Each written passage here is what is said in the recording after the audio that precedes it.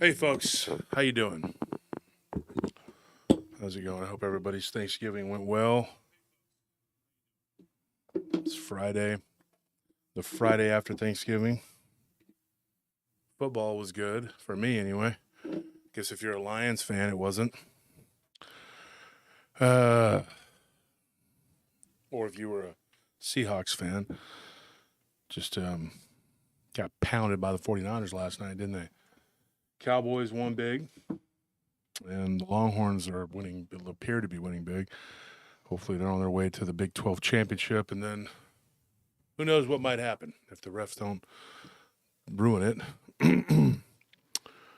They could be in the playoffs, in the college playoffs. And next year there's going to go to a 12-team format. So it's going to make things a lot more interesting. Somebody was messaging me, and of course that it's one of those where they try to trap you with something, and they're like, do you like football? Well, obviously I've talked about it on the show, and I'm like, yeah, I like football. Do you like baseball? I said, yeah. And they're like, why do you like these things? They're like, you talk about distractions and things that we have to go through and whatever, and you support sports. Most people who don't like sport, they never played it. They don't like it. They don't like anything physical. Most people who don't, they don't like anything physical, really. And well, really and truly, it's not even about it being bred in circuses, because they just enjoy their own bread in circuses in a different way. But they'll trash sports because it makes them feel smarter than someone else. But then they'll go and watch Marvel movies or some, the dumbest thing you can think of, consume them. Mm-hmm. So it's not really about that. Yeah, you're right. And so it just looks like somebody was trying to, create smoke. And I just said, look, it's not my life. It doesn't consume my life. It's not my passion, I study a lot of things. I read a lot of things. I write about a lot of things. I do all kinds of stuff. I talk about a lot of things on the show. I don't let one particular subject just consume my life. That would be foolish. Miguel Guerra says, do you like air? How about toilet seats and donuts? People are so funny and weird at times. People, they want to believe in this stuff, but then they don't. And if they were able to convince themselves that it doesn't happen and it's not real and none of the things we talk about are real, then it would make them more comfortable. And what better way to do it than to trash the person that's giving you the information and say, I have now disproven this person, not for any real reason other than I don't want them to be correct. They just want to. They don't want you to be correct, because if you're correct about a lot of things, then guess what? That destroys the paradigm of their reality, and it would be so much better for them if they didn't have to believe that anything nothing out of the ordinary happens. I had another person recently. Yesterday, I went to my dad's family's, and there was like 100 people there, big bunch of people, and one person said that, hey, we're related. It's their opinion. They could have their opinion, but they said, how do you do this? How do you do this stuff? I don't understand. You're a smart guy. You're one of the smartest people I know. Why do you talk about these weird things? And I said, because it needs to be talked about. It's a part of our reality, whether you want it to be or not. It doesn't matter what you want. It doesn't matter what I want. It matters what is. So we can pretend all day long that it's not real, but these things really do happen, and they happen to people. Patreon.com/PRT podcast. There are still a couple people who claim they haven't gotten their stuff. We have to look into it so we can get it to you. Most of the people have. If you haven't, well, guess what? We're going to make sure you do. Join $10 tier, $20 tier, $30, $40, $50 tier. The 40 and 50 are the best deals. You get 2 autographed books on the $40 tier, and then one of mine, and then the $50 tier, you get 2 of mine and 1 other book. It just keeps going up. $30 tier, you get 2 2 autograph books. $20 tier, you get 1. Same thing with the 10. $20 tier is the same as the 10, except you get your stuff quicker. You have to wait 2 months to be a $10 tier, and then that's it. And then, and then, of course, the 30, it starts to go up. You get 2 books. So anyways, the hoodies are out now. Did you ever put the ones with the regular logos in there yet? Yeah. We got 4 different kinds. We got both logos, and each logo there's like 2 different color variations on the zip up hoodies. So they're in the store. You can find the store if you click like down below on the video, expand the description. There's gonna be a link that says shop, and then you just click on that link, and it'll take you right to the merch store where you can get the new zip up hoodies. Yeah, Miguel Guedes says he still hasn't gotten his stuff. Miguel, I know I sent stuff out to you before, but if you've upgraded, then we need to give you the stuff that you upgraded for. So let me know. Yeah, actually, Miguel, make sure you check your messages on Patreon, because I sent you a message like asking you some questions so we can get you the right thing sent. But last I checked, I didn't get a response. But yeah, let's keep the Patreon related stuff. Like make sure we stay up to date on our messages on Patreon. Yeah. It's kind of ridiculous, that question, though, that guy asked you, because, saying you're the smartest guy, no, why do you talk about this? It's kind of like answering your own question. Like, hey, I'm the smartest guy you know, so there should be a reason why I talk about this. I mean, why don't you take away your own judgment and just listen for once? Maybe you might, find something new out. And he's not a bad person. He's just a person who's a skeptic, and it's okay to be skeptical. But, there were 2 other people that were there, 2 of my other cousins who were telling him, look, things have happened to us too. And one of them was telling my wife some stuff that happened to him. I mean, that was my cousin Bo.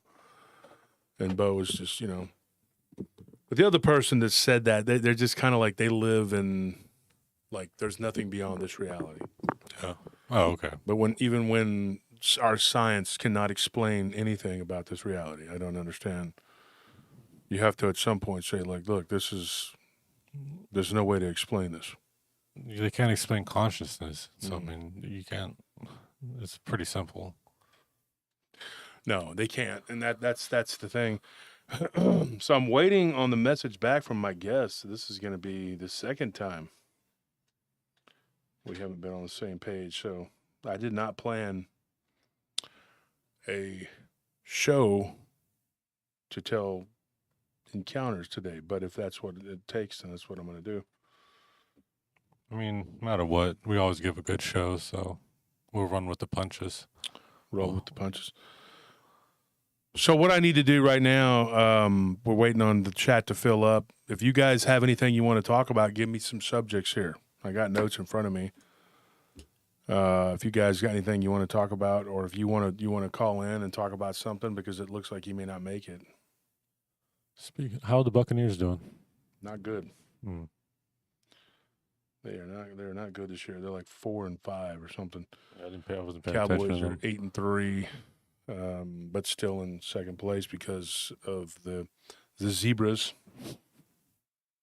Something weird here on my YouTube channel. I'm really wondering about this.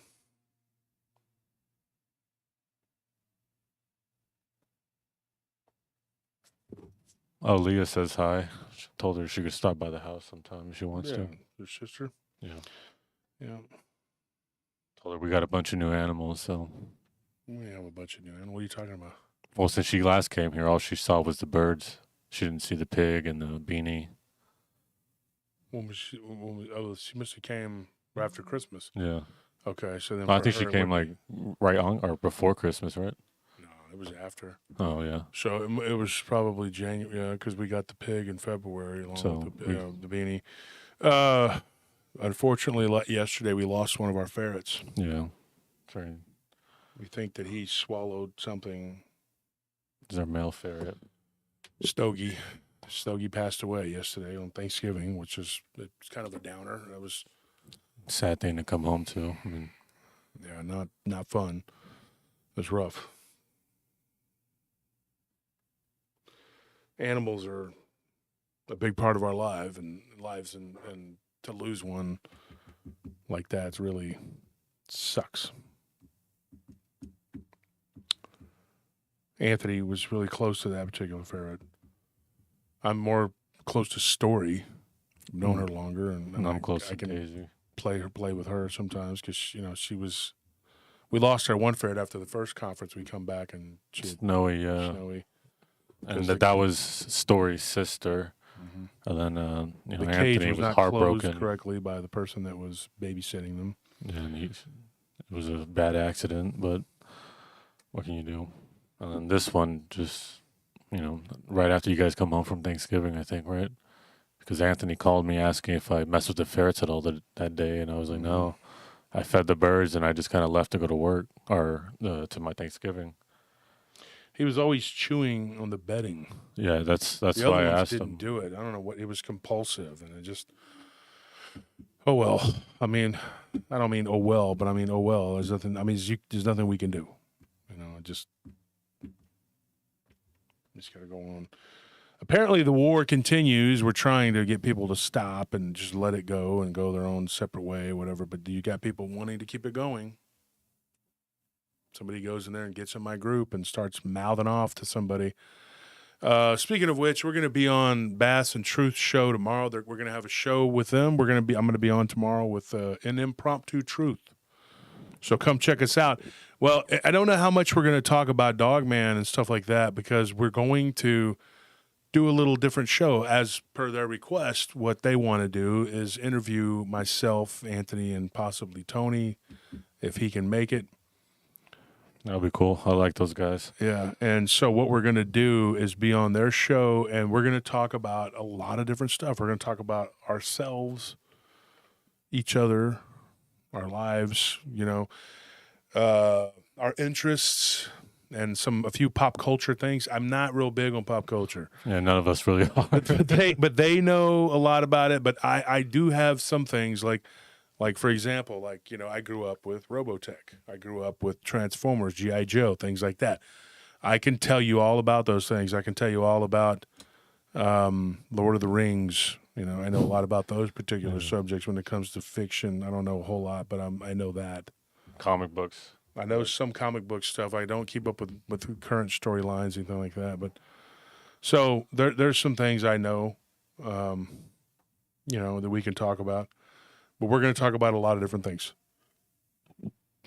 And some of it may get into some different types of subjects. But like I said, waiting for the chat to fill up here. Kind of weird. We're growing. I know we're growing. But,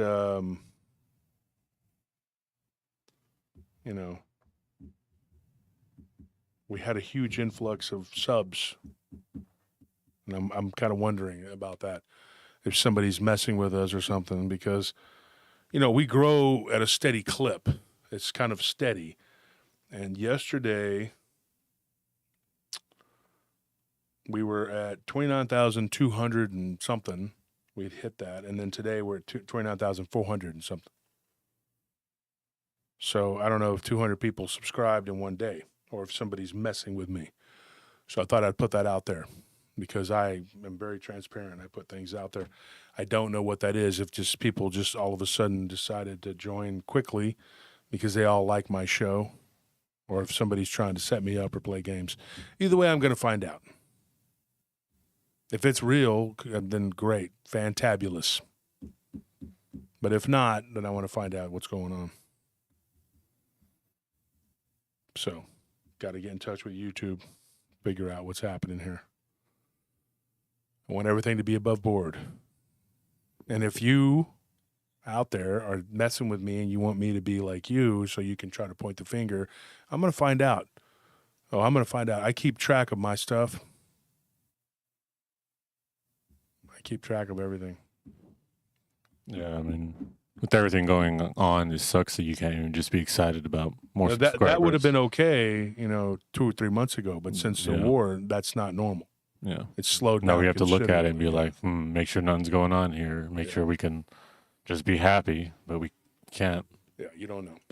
It's just these people are, and you know, they're in their death throes, I guess, of this war, and they're doing everything they can, throwing everything they have at us, everything left, you know.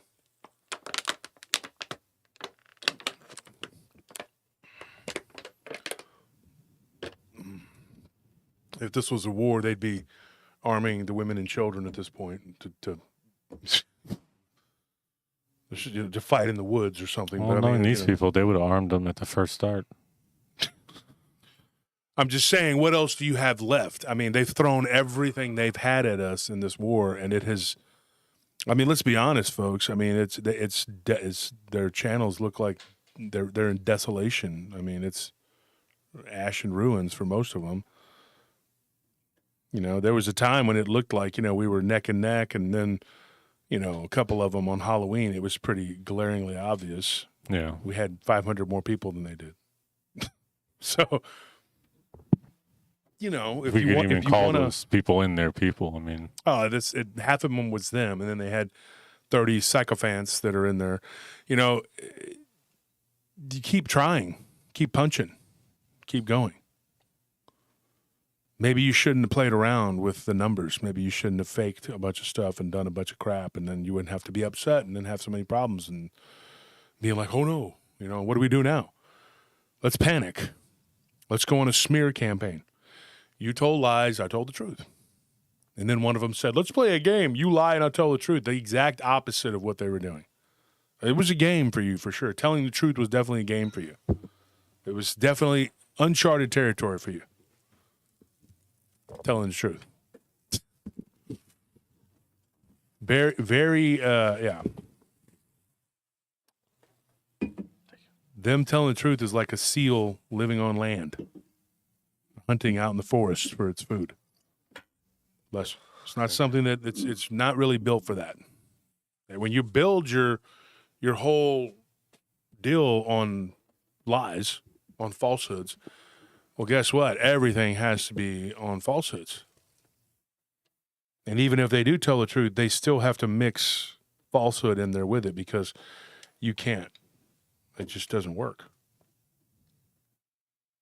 You know, once you tell one, you got to tell another. You got to keep going. It doesn't stop.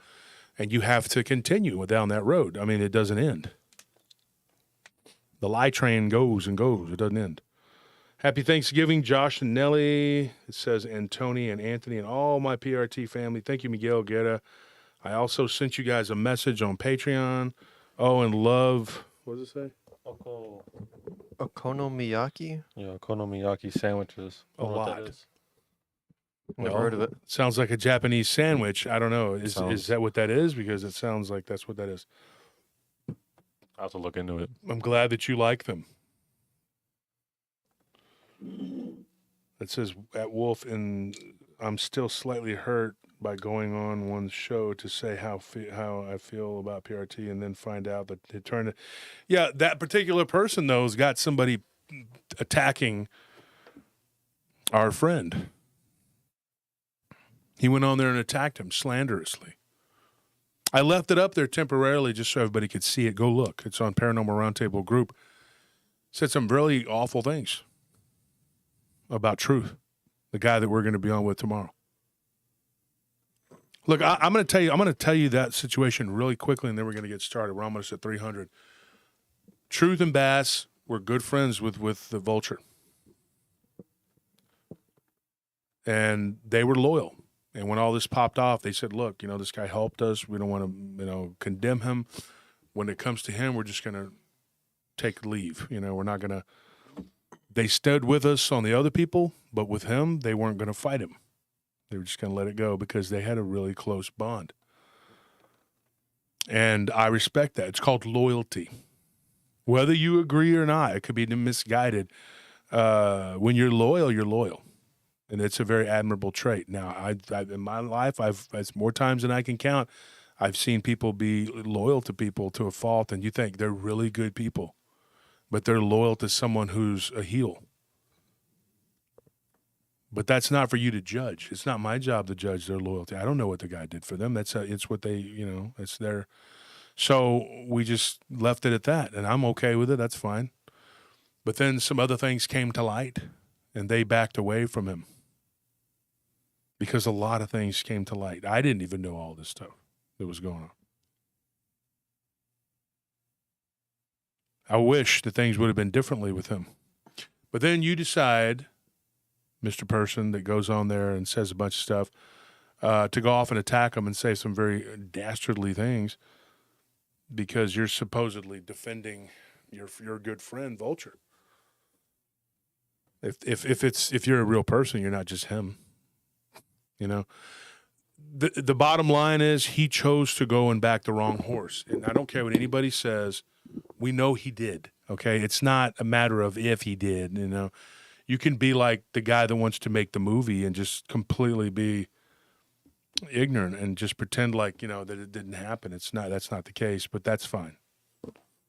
He can, you know, you all can just put your head in the sand like, you know, the giant birds that put their head in the sand. What's it called? The ostriches. Yeah. They put their head in the sand. They just hide. They don't want to. They pretend like it's not happening. Whatever. That's what you want to do. Go ahead. I'm over here so tired I can't even think. Thinking a giant bird. I'm like, how much turkey we ate the last couple of days. Like, oh, your mom today, Anthony, with a 25-pound turkey. That was a big turkey. Yeah, she went all out. It was more food than anybody could eat. I had one plate at the Turners, and I had one plate today, and that plate was enough. I couldn't even. I was good. I'm like, I can't even do this. Yeah, but I'm going to tell you this, Nikki. Your words aren't going to go unchallenged. I don't know how you feel about me. I mean, I don't really know. I mean, at this point, I don't really care. You're attacking my friends. It's not going to go unchallenged. You're not going to be able to just tee off on us. You know, it's not going to happen.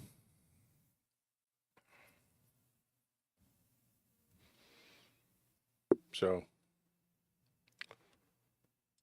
whatever. We stick together. We stick with our own. Everybody's kind of on the same page now. We figured out who's who. Who's the pretenders, who's the contenders. They tried to make it into, you know, angry women going after people for no reason. They tried to make it into a racial thing. They tried to make it. Here's the weird thing of my allies. Okay. I would say we have 4 or 5 people, very, very close allies, are black. 4 or 5 people are Hispanic. We have 3 Asian people. We have maybe 2, 3 Native Americans, and a few different women, men. It's all different. What is this? Do I need to put together the Village people to show you that I'm not a racist? I didn't ask these people. I didn't go to them and go, excuse me, are you Native? You know what? I need your help to help fight because I'm being accused of being racist, and so please join my cause. Hello, man. We're trying. Here's a headdress. Put it on and pretend. You know, no, I didn't do that. I'm not the senator lady. What's her name? The one that had 1,001 the blood. Oh yeah. Oh yeah, Warren. Yeah, we didn't do that. There was black people on their side, black people on our side, white people on their side, white people on our side. And then one guy who had a booger card that said he was Native American. I don't know if it's real or not. I know it had boogers on it. That's all I know. And then we had Native Americans on our side who were just like, F that guy. You know? But we didn't go out and try to recruit people. Thank you for that donation, Curtis. Yeah, we didn't have like a checkbox. That's what they acted like. They're like, you know. So we thought about it. Me and Anthony and Tony was like, we need to get a sailor. So we got Squid.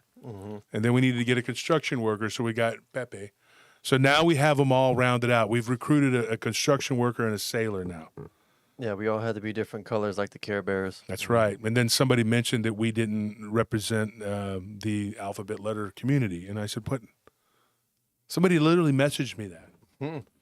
And I said, have you looked at their other people? Did they have that? Do we need to go and get that too? Because I don't know. Do I need to bake a cake or what? I don't know. I don't, you know, and then this person had the audacity to ask me why I wasn't telling encounters from people from that community. And I said, How the hell do I know that? So I asked this person, I said, first of all, I think you're full of it for even, but I decided to play along. And I said, you know what? I don't ask people their orientation, whether they're religious, Christian, whatever it is. If they choose to tell me, if anybody knows that you've talked to me, did I ever ask you your orientation? Did I ever say, oh, are you married to a male or a female? I don't know. I don't care. I don't think that's going to change. Your story is not going to change based on that. It's like, what? Oh, wait, what is your political affiliation? Yeah. Before you tell me about this dog man you saw, because that dog man is seriously concerned about who you voted for. The dog man's like, you voted for Biden? Okay, I'm gonna take a pass on this one. That's why. That's all. And then they let you go. They don't eat you. Oh, you're married to, okay. That's how you file your taxes. Okay, we're good. You know what? My work is done. I've reached my quota. I'm full. I did not eat one of those people earlier for that very reason, but now I'm hungry. I'm going to eat you. So that's, Hi, it's your friendly neighborhood werewolf. You mind if I take a poll real chow quick down on you. before we go ahead and go to dinner? He pulls out a notepad and he's writing down. He goes, any hobbies or interests? Yeah. Oh, really? You collect basketball? I collect football. That's cool. I'll take that next time before I eat you. It's going to be a hard question here. Married? You are? Male or female? Ooh. Oh, you're Republican. Okay, I was. Put the fangs back. So we're back to square one now. Longhorn? You a Longhorn fan? I am. I don't know if you are. Oh, you are? Are you just saying that because I said that? Yeah. What do you feel about the Cowboys? Are they asking these questions before they go into their bloody terrorizing spree? I'm not going to kill your pet because you know what? You like the Ravens. Big Ravens fan. Sorry, I'm going to let you go. I don't know that they like I know wolves like ravens. I don't know if that's true. They say that they do. Is that how it works? Or like one of my friends, Mick, do you like Star Trek? Oh, you're a Star Wars fan, huh? Stake to the heart. Psh, that's what you get. Now, you would have got away with it, vampire, but no. You had to be a Star Wars fan. May the Force be with you, bloodsucker. Get the vampire hunters on here. How do you decide which vampires live and which ones die? How do you feel about Game of Thrones season 8? We popped the casket, and he had a Darth Vader bandana on. I couldn't do it. I was like, you know what? Sure, he drinks the blood of the innocent, but he's a big Star Wars fan. He's already been waiting for so long. And you can't he had his little fake lightsaber right there with him. It just it touched my heart, Spurs are playing. That's another one. They're like, oh, he's wearing Spurs socks. Never mind. Like, what does it matter? I don't think ghosts and cryptids and demons give a crap who you root for. I really don't. And I think most of them really don't care if they're going to terrorize you. I don't think they give a crap what your orientation is because I've never asked anybody that question. What religion? No, I'm not going to mess with this guy. He's into Sufism.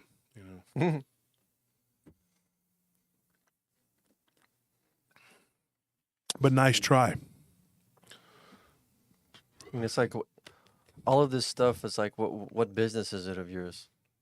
Like why would Wolf ask a witness any of these details about themselves? Like, oh, who are you attracted to, men or women? Like, what does that have to do with ghosts and werewolves and Bigfoot and portals and missing time and alien abduction?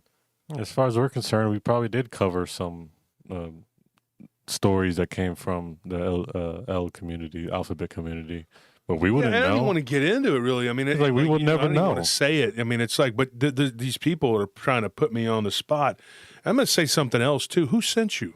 Who sent you to ask those questions? Because here lately, we've been messed with quite a bit. So it makes me wonder. I don't care what college you went to, who you root for. I don't care what football team you root for. I got Eagles fans, and they're obnoxious. They're really obnoxious. They like to mess around.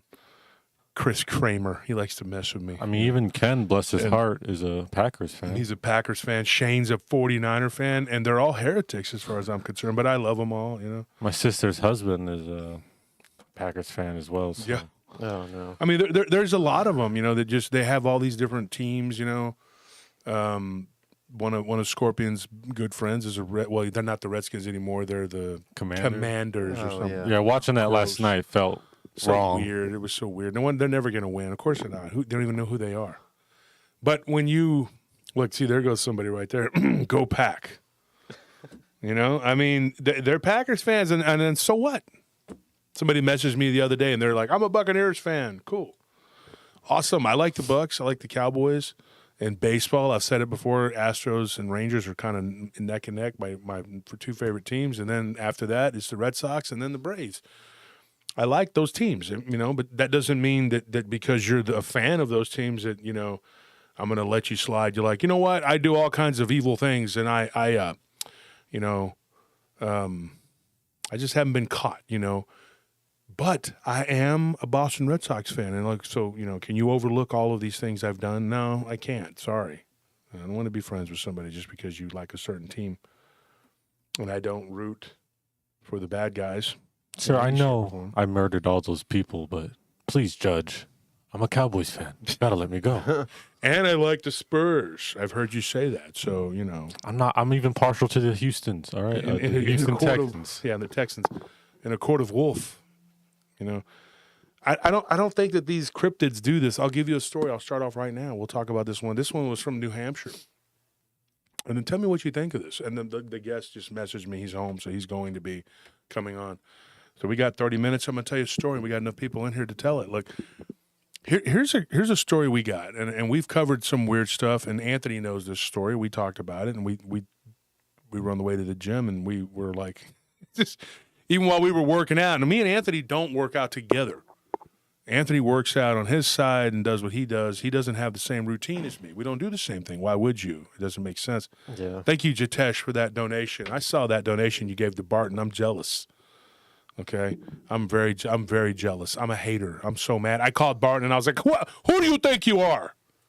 Getting my donors to donate to you. Think you're better than us? With your shirt sleeves off. With your sleeves off. What's wrong with you? Yeah, Trying to show people some skin to get some donations, are you? Mr. Barton? I was very mad. I'm a hater. I got in the comments. I said, it's all about me. Come on. No, I didn't because I was like tired and had to get up and do early and go pick up stuff for Thanksgiving, pick up the boudin. Anybody doesn't know what that is? It's delicious. People say it different ways. I call it boudin. It was really good. The jalapeno boudin. Anybody Oh, had that's my favorite. It's freaking good, man. Like Thorndale Meat Market, once again, is my guy. So, you know, it's smoked and it's delicious. And I'm not getting paid for this. I'm telling you. But, no, Barton, you know, he has a great show. He does a good job. And I like Barton a lot. And I like Jitesh. He's a good guy. Liberty, thank you for that donation. Liberty always comes through for us, everybody that donates, and you make it worth our while to be here, you know. So, you know, thank you for helping out and being supporters. One of the things that I wanted to talk about, we had this weird, so Anthony was working out, and it was so weird, this story we had gone over, this lady that talked to us. She was from Massachusetts. We got confused. She was from Massachusetts, but it happened in New Hampshire. Mm-hmm. Isn't that correct? Yeah. Okay. So I don't want to, Lydia was her name. Was Lydia? Uh-huh. Okay. There again, it was somebody, thank you, Jitesh. I was just kidding, my friend. Save it, dude. You're good. Let somebody else do it. Pick up the slack, whatever. You're too kind. But that is Canadian money, so it's not full $100. So just, let's go ahead and give a little more so we can make it the even, and then joking. I am kidding. You know what they're going to do? They're going to take that little bit, the clip, and because this guy said, I'm going to make a video about you. You know, all he's going to do is take stuff out of context. Any joke I made is going to be used against me, and go ahead. You do what you got to do. If it makes you feel better, you do what you got to do. Yeah, because dumb people don't get humor. They don't. Neither do really, really evil people. Nope. They always show the villain making these witty, funny jokes. All the villains I've ever faced were just like humor, cardboard cutouts of Satan. That's all they are. They don't make jokes. You make jokes and they get mad. You don't talk about me like that? I'm like, I'm going to keep talking about you like that until you throw a punch. I don't know what you're waiting on. Opportunity and air. It's all standing between us. But here's the thing. She gives and it was such a weird story that Anthony came back to me like in the middle of his set, and he puts the weights down, and I'm kind of over there in his area, you know, and he comes up and he goes, what do you think? It's a weird story. we couldn't stop thinking about it because it was weird. It was really weird. So I'm going to give it to you. I can't wait until Sunday. I wanted to wait till Sunday, but we're going to give it to you now. And then we're going to call our guest, and it's food for thought. You got to think about this. Barry, that's cool. He's got the logos on there. That is really cool. Oh yeah. Those are custom emojis for members only. That is really cool. Sugar, I didn't even know that existed. Wow. Shows where I'm at. Sugar Britches, thank you for that donation. You know, Sugar Britches, you do so much. We got to put together a care package of Sugar Britches for Christmas. We got to give definitely. her some. So what we're going to do for Christmas too, we're going to start tonight. Tonight we're going to start the giveaways again. And so Jitesh, what are you doing? Come on. So thank you, Catherine Gay, for that donation. Look, we're going to do the giveaways again tonight. We're going to give away what is it? A hardcover book, Martin Nunley, hardcover. We're going to give away one of my books, The Bigfoot Phenomena. You're not going to believe this. We got a shipment of my books in, and tell them what happened. They were all garbaged. All. Oh yeah, they were all beat up. Oh. Can you believe that? Unbelievable. They're like, oh, did you want us to not kick the boxes? Because we did. And so we had to message them and say, hey, can you please replace these? So we're waiting. That's probably going to have to, it's going to happen. Thank you, Two Shadows, for that donation. It's unfortunate because we wanted to give away some. We have a few, but those are spoken for the Patreon. So we have a couple Bigfoot books. So we're going to do some giveaways tonight. We're going to give away 2 books. And you know how we do it. We always hook you up. Okay. So we're going to have a 2-book giveaway tonight at the end of the night. We're not supposed to. We were actually told not to. So I fired that lawyer and got a new one that would give me what I wanted. I'm joking. No, what I did was I just said, look, these are people that we're going to make sure that these are people that are, not psychopaths. It's just the best we can do, as best we can. That's all we can do. So, Larry, thank you for that donation. That Larry Fisher, a sponsor of the show. Larry Fisher's and Sons. We've shown you before. Check him out. Hit him up if you got any roofing needs. You can go through me, and I'll hook you up with him. If you have anything to do with a roof, if you need roofs, everybody needs a roof, right? So, what happened was this person says when she was a kid, and there's a lot more to it. There's going to be more we're going to talk about down the road. But for tonight, Lydia's story was, and here's the thing I'm going to say. People will give us stories, and a lot of times they'll say, well, I don't have a story that's really show-worthy. Everything is show-worthy. It just depends. You can throw a bunch of smaller encounters, or shorter encounters, I should say, together.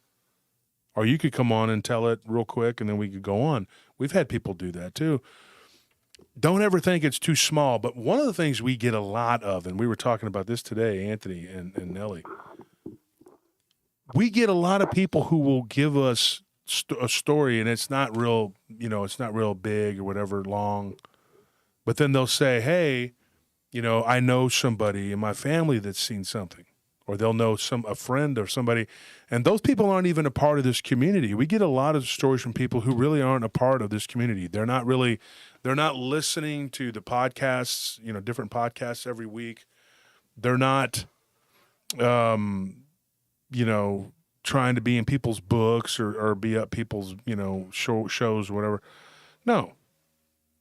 They're just people who had encounters and somebody knows them and they watch our show or they know of our show. We had a new listener recently who's only been around for a couple months, and they said, hey, I got a story, and their story was interesting. It wasn't real long, but it was interesting.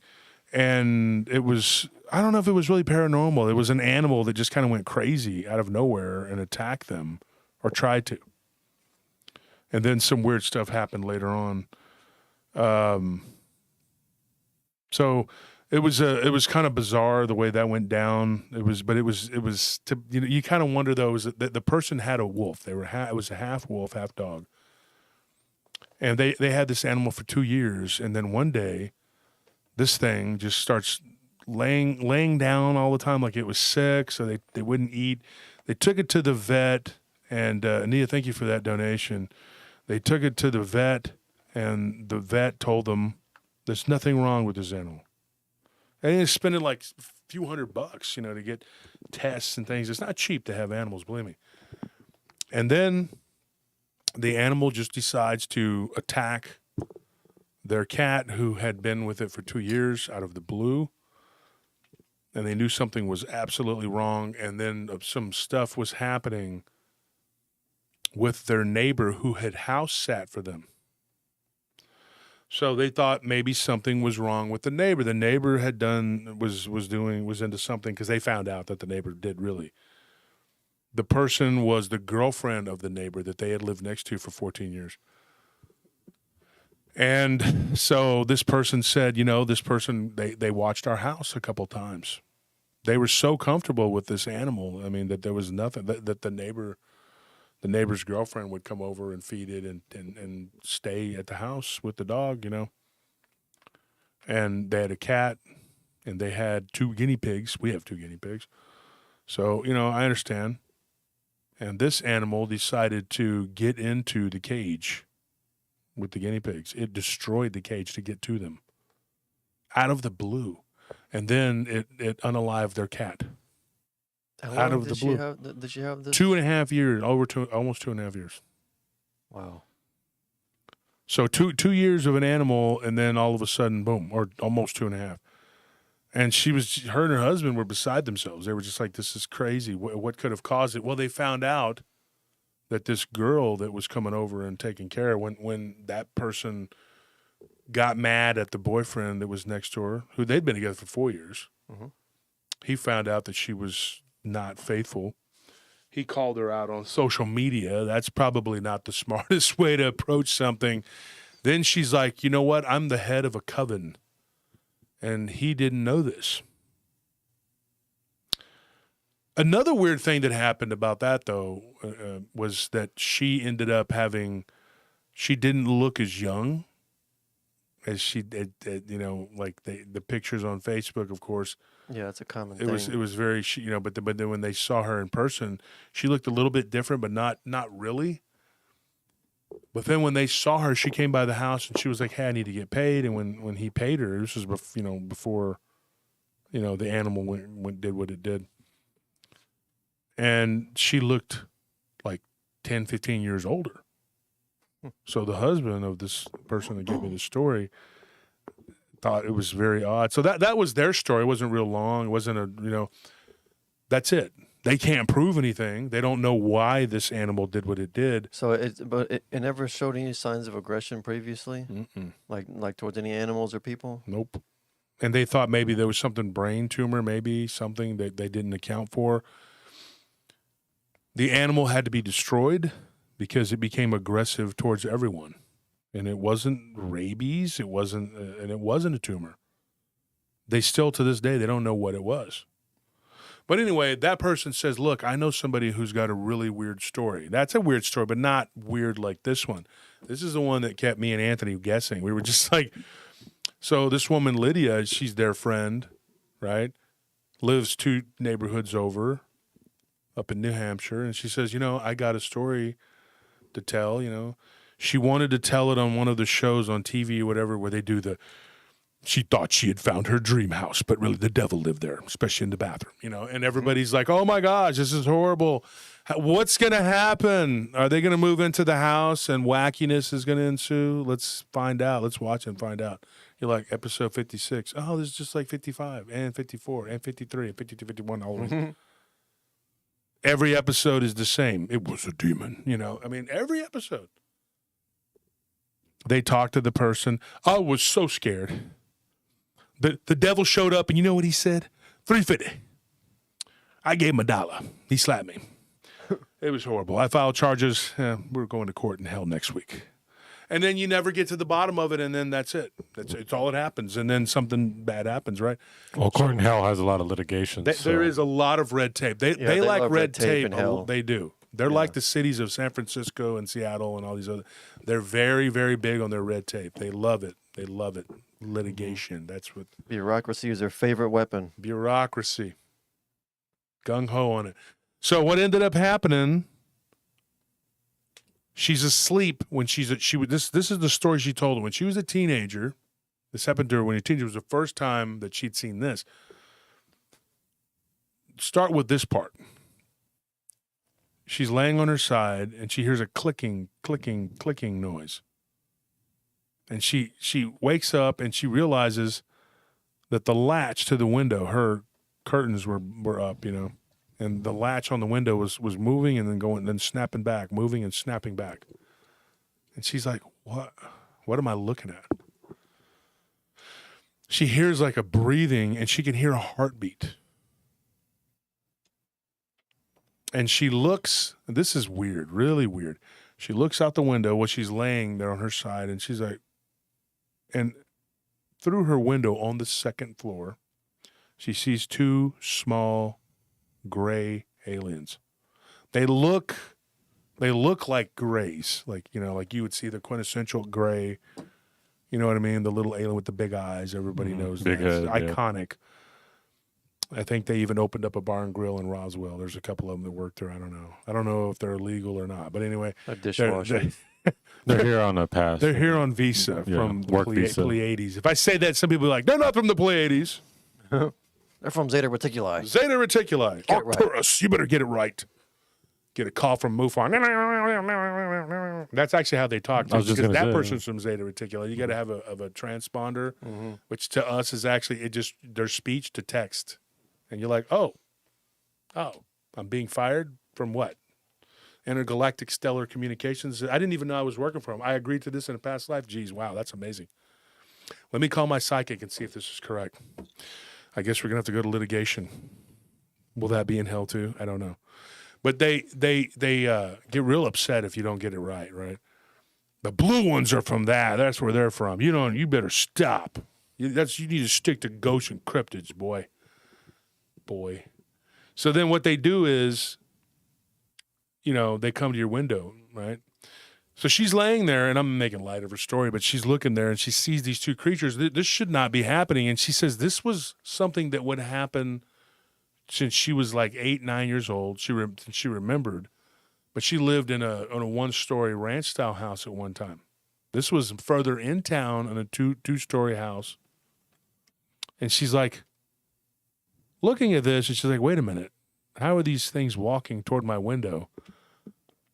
I'm in a 2-story house. We have been for two or 3 months. She's like going on 3 months living in a 2-story house. And when she had moved, she thought maybe they won't find me, right? But this house was also haunted. And I don't mean like, it was a spooky ghost who would kind of rattle some chains. You know what I'm saying? It just kind of popped in and said, hey, remember me?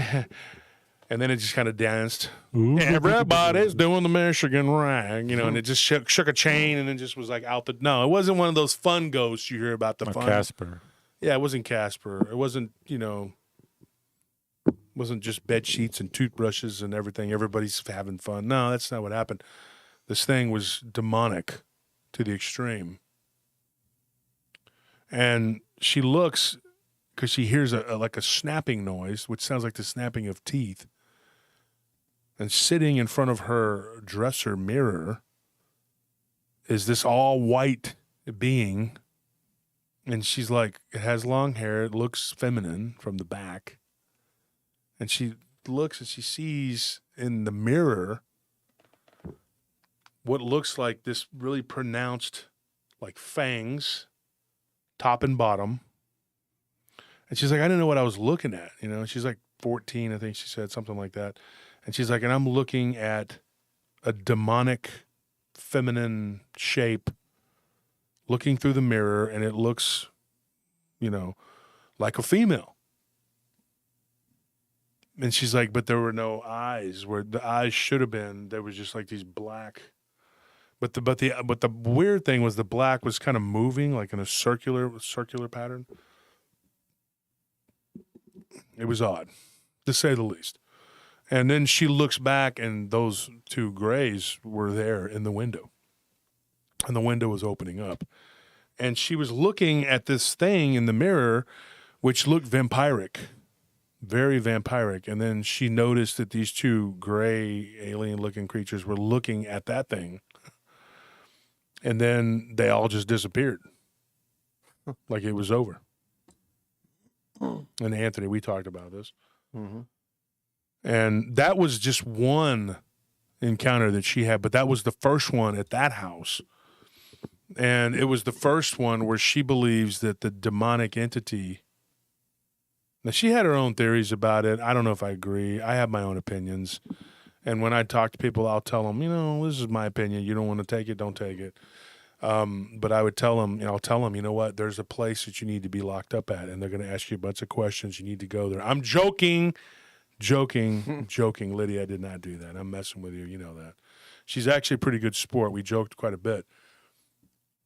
But that's just my nature. I mean, I try, because humor, you try to, because it's.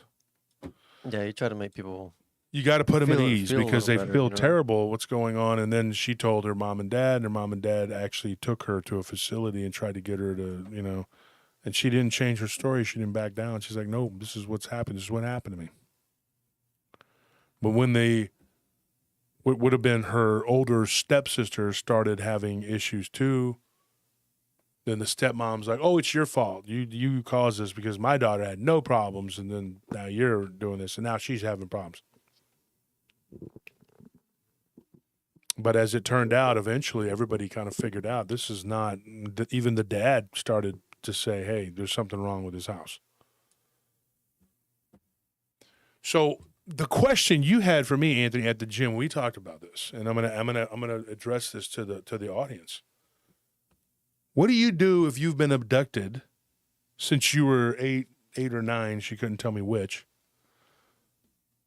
And then you move into an extremely haunted house that has some sort of vampiric, demonic entity that frequents it. I mean, yeah, they weren't just seeing that. There was that thing. That thing made its presence felt a few times, but they were seeing what appeared to be, spirits of the deceased. One in particular was another female who seemed to be very motheringly, like mothering to her. How do you say it? Motherly? Nurturing. Yeah, nurturing. She went into her room and tucked her in, did the same thing to her stepsister and her little brother, and would even stand in her doorway and recite what sounded like prayer or like chants. Yeah. And this demonic entity would be seen, and it was seen, crawling in the wall in the hallway. Very, very creepy. Coming out of the bathroom, she sees it. And then another time, her own dad, which eventually her stepmother had to capitulate and admit that this was going on too. He's walking down the hallway and he sees like a troop of these, what can only be described as gray aliens, like little dudes, Yeah. So what would you,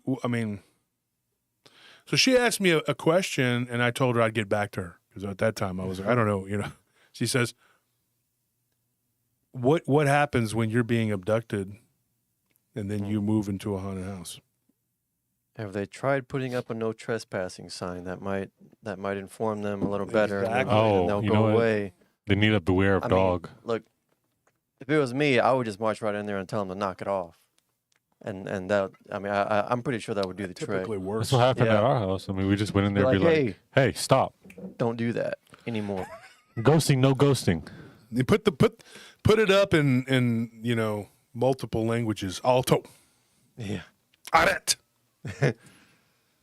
Every language. Just tell them this is it. No more. Get out of here. Quickly. Go outside. Get out of here. Hey, I'm sleeping here. Afuera. You belong outside, not in the house. Ooh, sorry, sir. This place is off limits to you. Yeah, sorry. And then, or put up one of those signs that says, we don't believe in you. I'm a skeptic and I believe in science. Yeah. Yeah. Or just get like a little red, like one of those VIP section ropes. Be like, there you go.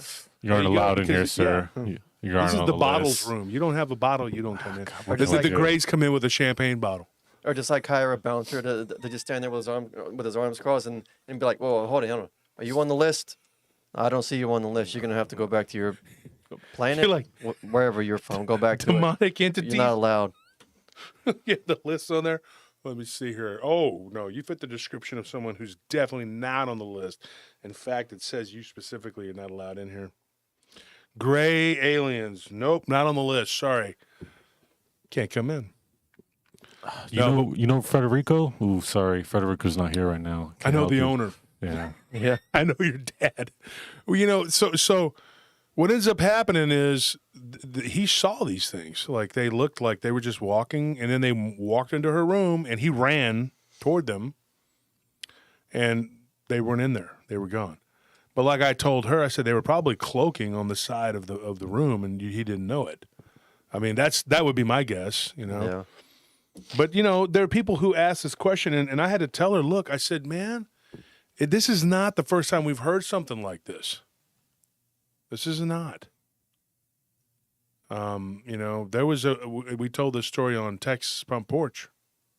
There was a woman, I believe it was in Seattle. I know it was in Seattle.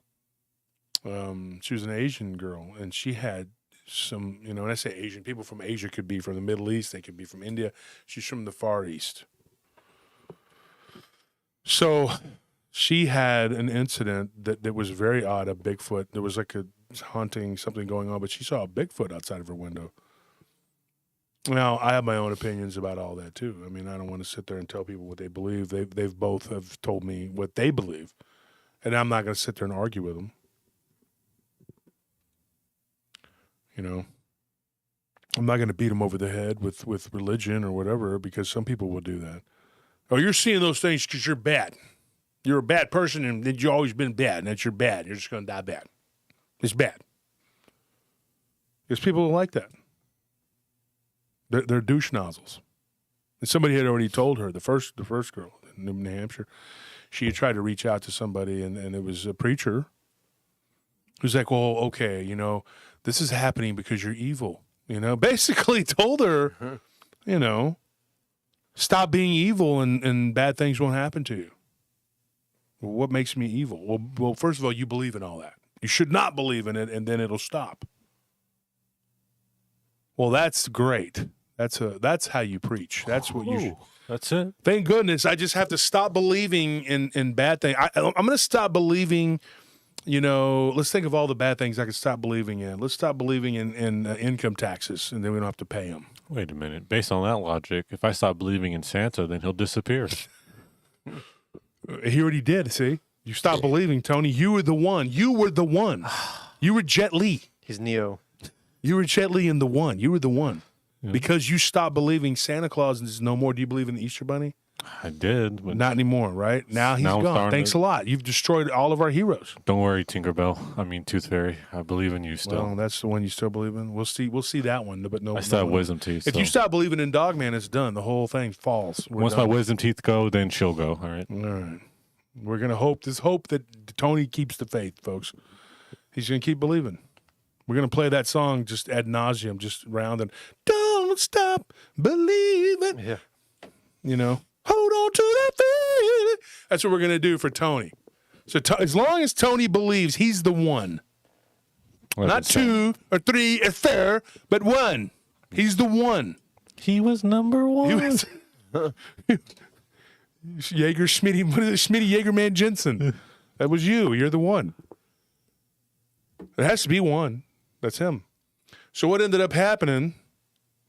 Her dad believed, her stepmom believed, but they eventually moved out. I mean, and then the haunting stopped, but the abduction didn't stop. She didn't see a demonic entity crawling on the wall. Well, she never saw that. Her little brother did, but or I think it was her little brother's friend actually that saw that. He was poor kid. Can you imagine being like in grade school and you go to the restroom and stay in the night at some friend's house and you come out and see a demonic woman crawling on the wall? I think the slumber party would be over right there for me. The scary thing about this whole thing is that it was going on simultaneously, and she doesn't believe they were connected. She thinks that whatever was happening at the house was happening at the house. And she believes that even the intruders, as I call them, that's what I call them, were witnessing these events and kind of like curious about it.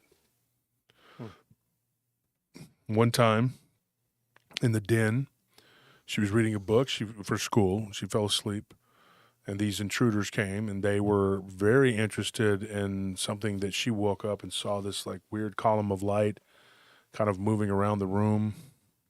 She believes it was one of the spirits that was a human spirit that was actually there that she believes would keep the other one at bay. And they showed up and they just kind of observed it, like they were staring at it, like weird, like they didn't know what it was. That's what she believes. I don't know. So I can quit believing in Larry. No comments, sir. I'm not going to. Betsy Barnacle says, so many parents don't believe their kids in a haunting and other true ghost story reenactments. Husbands are the worst. Yes, they are. Till they see themselves. It's not nice. You know what, though, Betsy? I'll tell you this. They'll see it themselves, and they still won't believe. When we went to this one house near our hometown several years ago, the guy was like, yeah, well, I saw some shadows moving around. I didn't believe it, so I just went away. Sir, that shadow slapped you. And I'm like, that's absolutely not how the story ends. That's not what happened. What happened was this demonic werewolf-looking thing kicked his door in because his family his wife was smart and took the kids and left to go stay at her mom's. They said, if you want to stay living here, you deal with it. And that's what he did. That's what he gets. That's what he gets.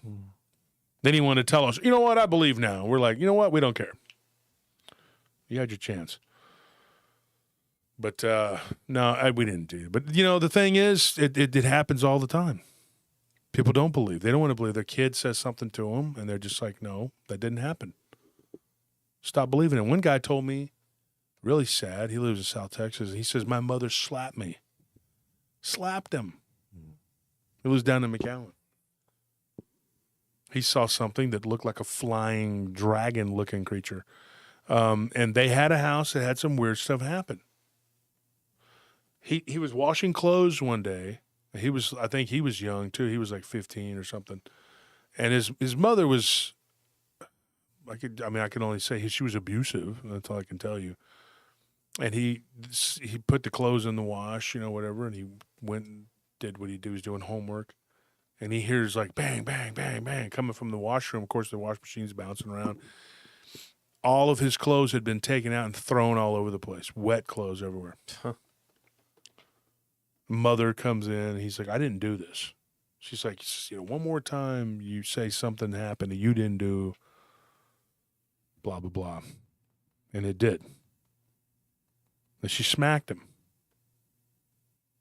That poor guy. Years later, he said he was about 18. He was with a couple of friends. Now, I will say this, and I don't want to lie to you. They were imbibing. Yeah. Illegally, because you're not supposed to drink when you're. One of the friends was drinking, which he was 19. They weren't little kids or anything like that, but he was 18 going on 19, and he was doing something else illegal. Now you can go buy it at the smoke shop, but it was but he was smoking marijuana, and so when he was doing that, he said, "Dude, we hear this kind of crashing through the brush, whatever." And we look over, and he goes, and there before our eyes was what looked like a red dragon. And then it just took to the sky. He's like, we watched it for a good 2 minutes. I mean, that's a good time to sit. Just imagine sitting there and counting to 120.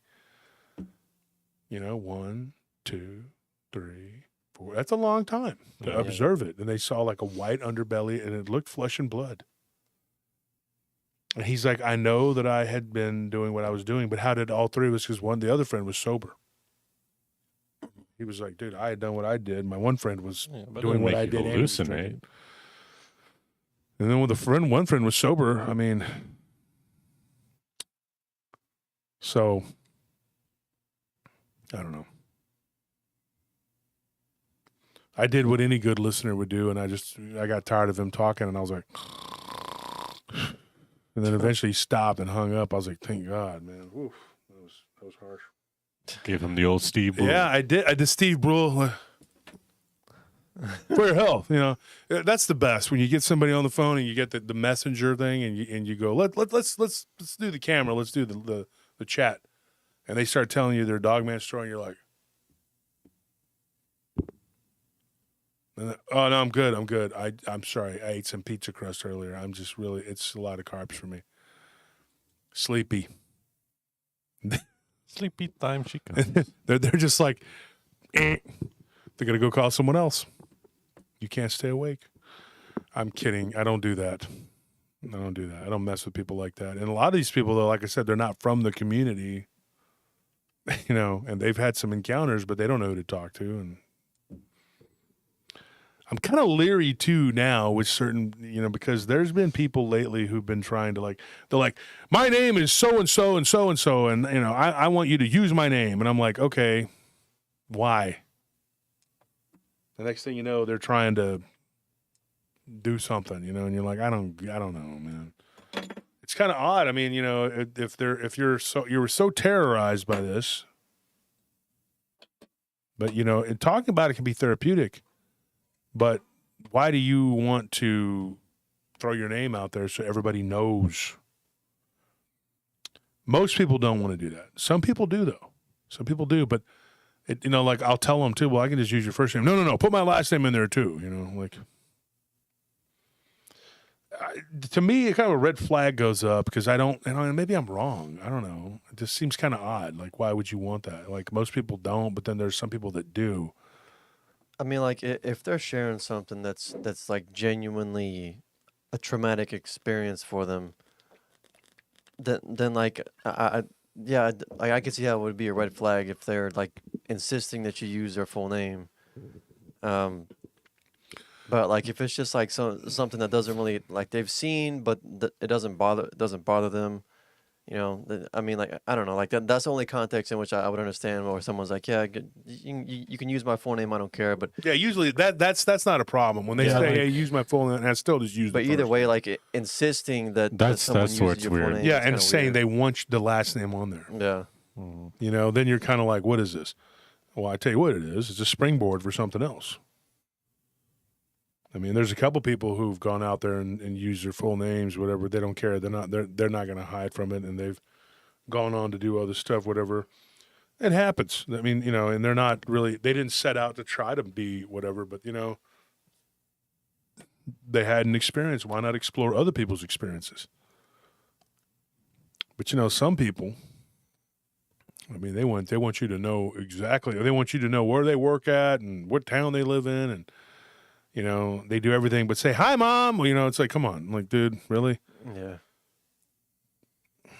We even recorded with somebody who said their name multiple times. And I thought, we ended up not using that episode. I don't know. It just seemed kind of weird. Yeah. It's not the norm. But who am I to judge? I don't know.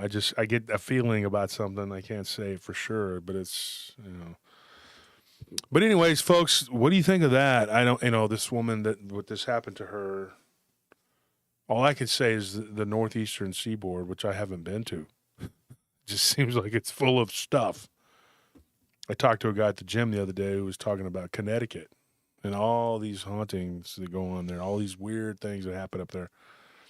And, only a couple things happened to him, but he was talking about all the stuff that people he knew that had had these experiences. And, it was, it just seems like that whole area is just full of weird stuff, But anyways, folks, let's get started here. Let me call my guest.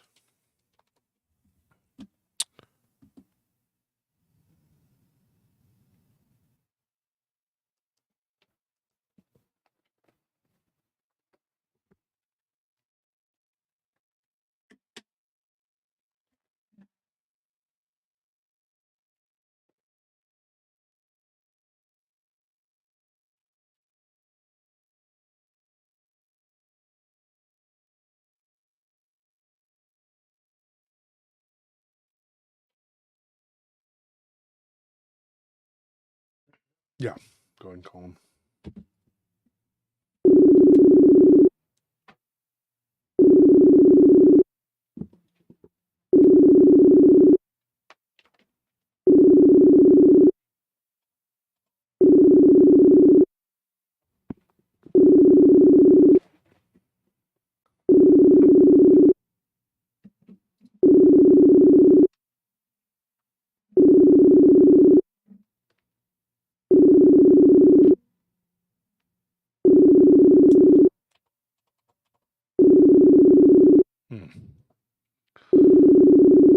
Go ahead and let me try reaching out to him real quick. Y'all take over for just a second, and I'll be right back. Come on, mister. You have a little bit you want to say to the fans? Go ahead, Banjo. We're all waiting on you. Nothing? Who is it? You know what I learned from? You know what I learned from him? It's not just you hitting me. He hates it when I hit myself. No, go ahead. No, Do it. it.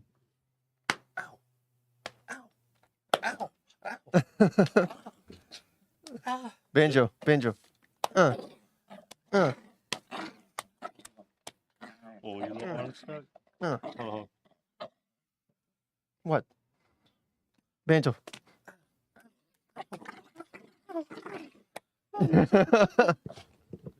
Poor thing. He's all stressed out. He just hates harm in general, even self-harm. Oh, my poor angel.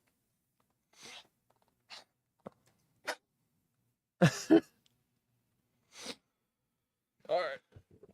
Well, what do you guys want to talk about while we try to figure this out real quick? Let's see. Well, it's just trying to get a hold of her, I guess. Technical issues on their end, I guess.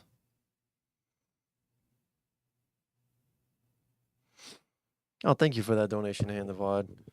He says, y'all make sure to hit that like button. Yeah, but please do. Please. I think Hand of VOD also gave a bundle of the the memberships? Yeah, the membership. He gave a bunch cool. of memberships out earlier, and thanks for that.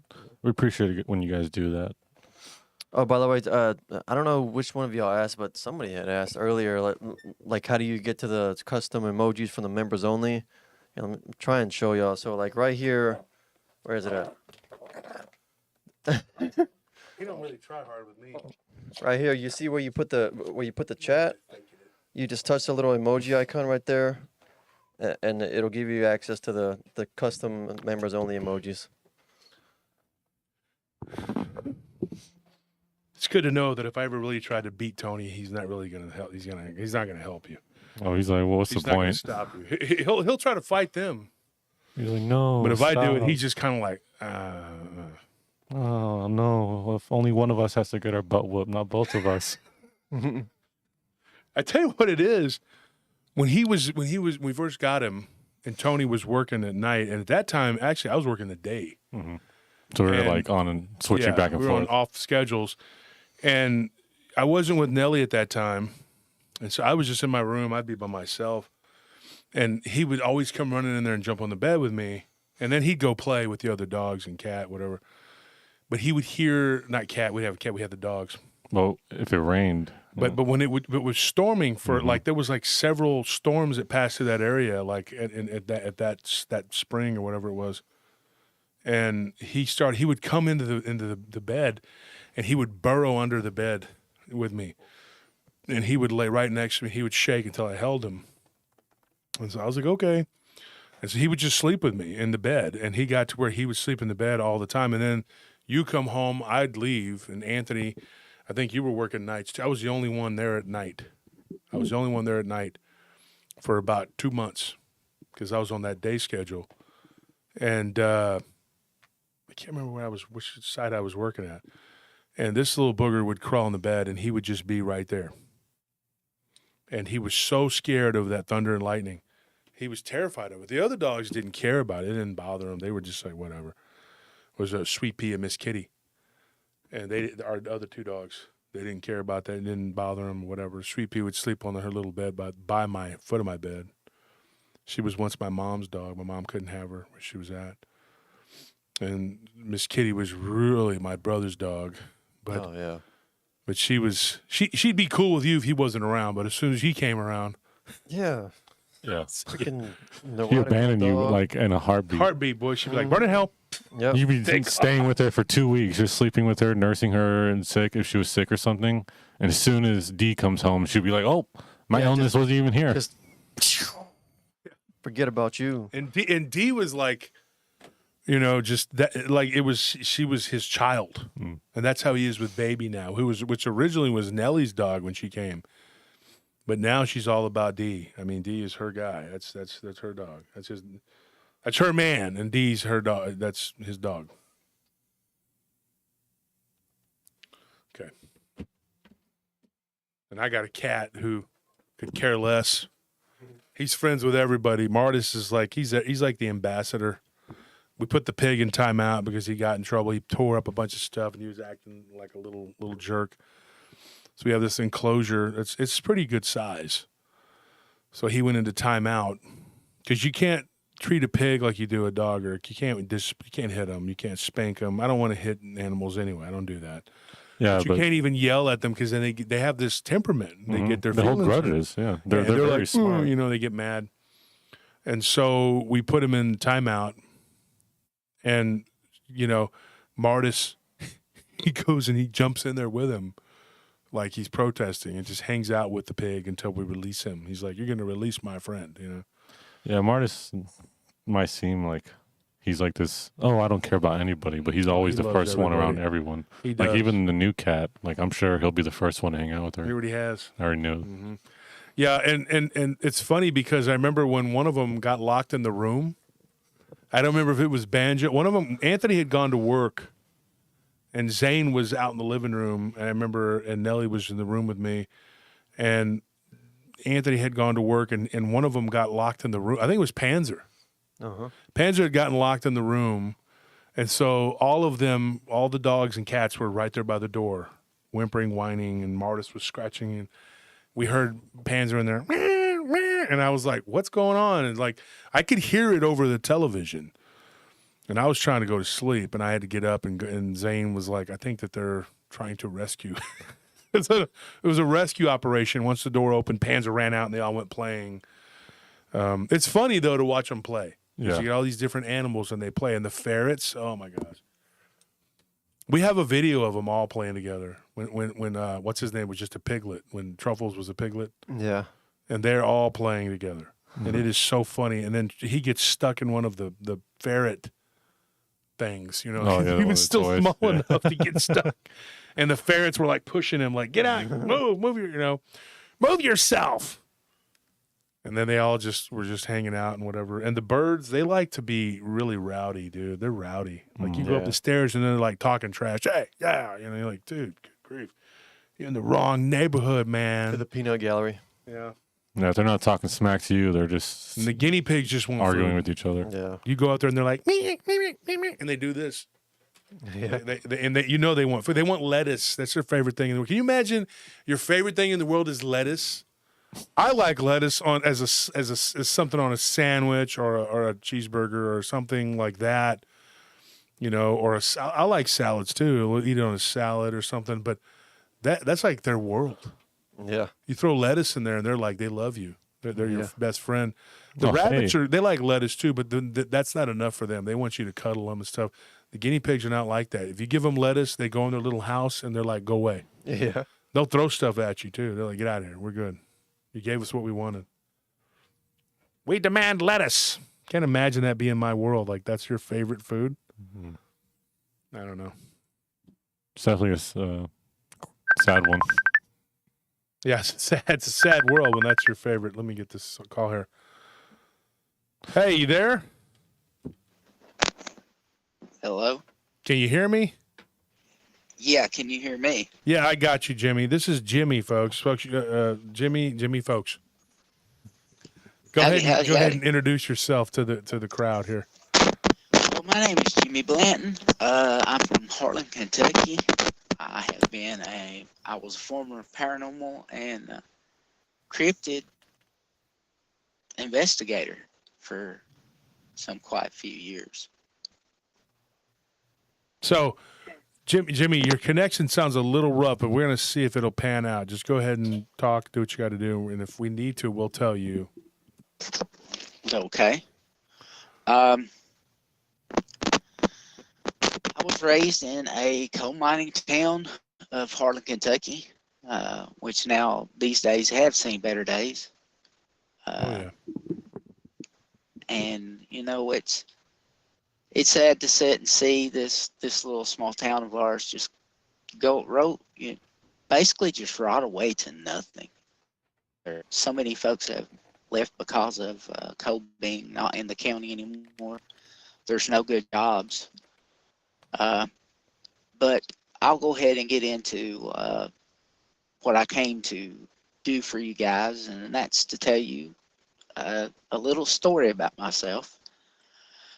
My first wife, Melissa, had passed away September the 30th, 2019.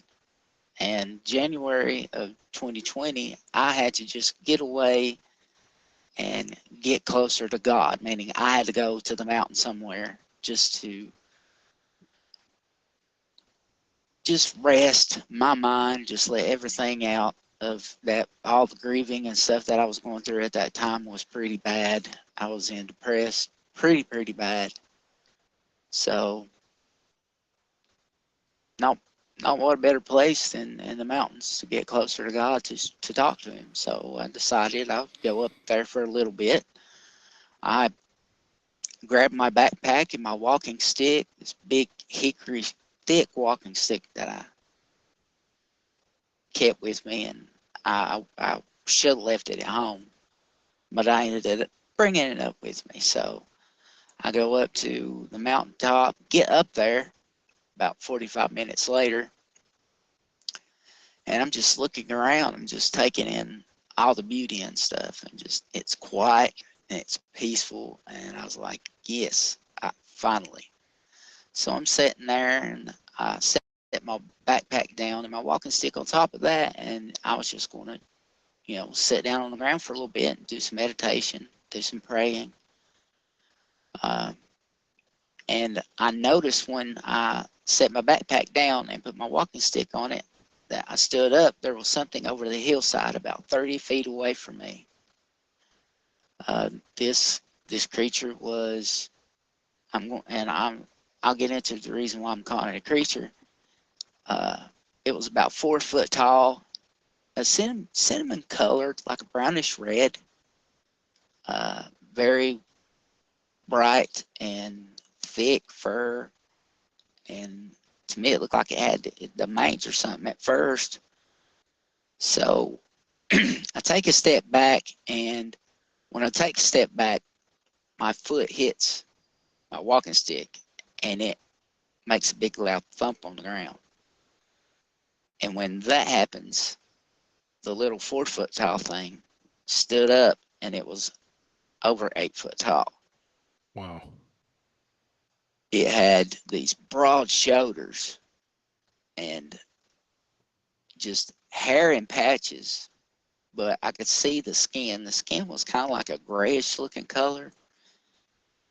The ears stood out big time because they reminded me of the statue of Buddha. The earlobes were real fat. So so much stuff is going through my mind at this point, whether I need to do this or do that. And all I can remember is feeling the front of my pants get wet real fast. And then a thought came to my mind that I shouldn't be here. And it wasn't in my voice, but whatever it was telling me, hey, you shouldn't be here. As I started to take another step back, after I'm still trying to process everything, and I'm getting a good look, I'm looking from head to shoulders to the back of the legs to the calves. It had these humongous calves, like some of the biggest bodybuilder calves I've ever seen on something like that. They were patchy fur on the back of the calf muscles. The hair ran up behind the knee, was thick, all the way up to the buttocks region, and around the butt area was real thick. As it got to the top of the butt, thinned out a little bit, and in kind of like a V shape, the hair went up and spread out to each shoulder. Then on top of the shoulders was sporadic. I think maybe I seen like some very thin hair around the shoulders, on each shoulder. I took another step back, and when I done that, it kind of turned its head a little bit, just so it could hear where I was at. And by this time, when it does that, I'm thinking of, can I outrun this thing? Can I get down from this mountain fast enough? Because I was away from the house, but was about a 45-minute slow walk. And I thought to myself, no, I'll never do it. Well, I make one more step and step on a twig, and when I did, this thing just took off running away from me down the hillside and went into an old gully, an old runoff on the mountainside, and just, I mean, it was gone. It was so fast and left me with so many answers that day. I didn't get to see its face, and that would have been the kicker for me. I would have been able to say it was a Bigfoot or it was a dog man. But all I know is it was huge, it was hairy, and it looked like Arnold Schwarzenegger and ran like a football player, like a running back. This thing was quick. And then I got that feeling that I shouldn't have seen it. The voice in my head said the same thing. And still to this day, I don't know what I ran into. And, you know, being a former paranormal investigator, I've seen a lot of crazy stuff happen in front of me. Being a volunteer fireman and a rescue squad member and a pro wrestler, I've seen quite a bit of stuff over the years. But none of that prepared me for that day. And there's another funny thing about it too. Some of my Bigfoot buddies that I was working with and going on these little expeditions and stuff kept telling me one day, you're going to run into one of these things, and it's going to be when you least expect it. And it was. I wasn't out looking that day. I just wanted to get up there on the mountainside and just chill out and pray. And then here's this thing there.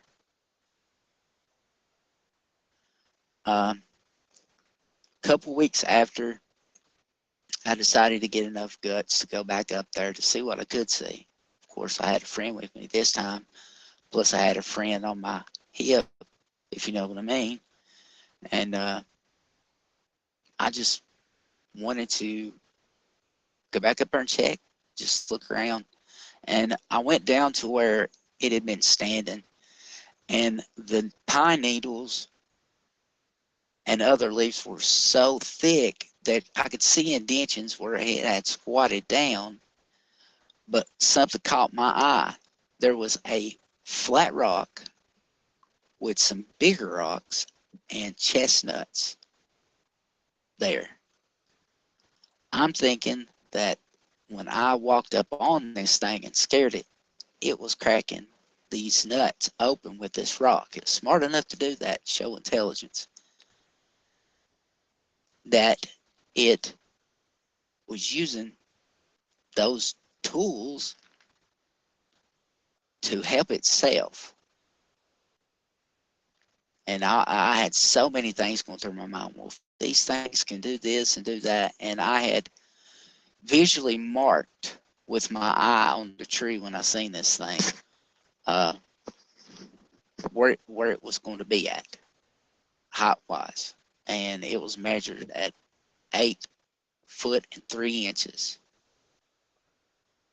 So this thing was huge. I'm going to say it was at least 400 pounds, maybe 450. And yeah, it scared the crap out of me. It really did. When you saw this thing, you said it was in the daytime? Yes, it was in the daytime. Daytime, yeah. So there wasn't no mistaking, like this could have been something else. No, this was what you thought, you saw. That was what it was. Yeah. Okay. 100%. And what do you think exactly? I'm kind of on the fence, really. like I said, that would be the kicker. If I could have just got to see its face, I would have been able to tell, hey, well, this is a Bigfoot, but hey, this is a dog man. Yeah. But I didn't get to see its face, and that haunts me, you know. And I've had bad dreams about this since. And in my dreams, I'm always peeing myself, just like I did up there, you know. And I'm 6 foot tall, almost 6'1", 326 pounds, country boy. I'm not afraid of nothing, no animal. But this thing, it had something over me, I guess, and I peed my pants, and I don't know, my nerves were just tore up. I had problems remembering things for days. Don't know if it was due to the fact that I had seen this creature, but I think it's a possibility that it was, you know, a possibility, as I do say. But yeah, this wasn't nobody in no suit.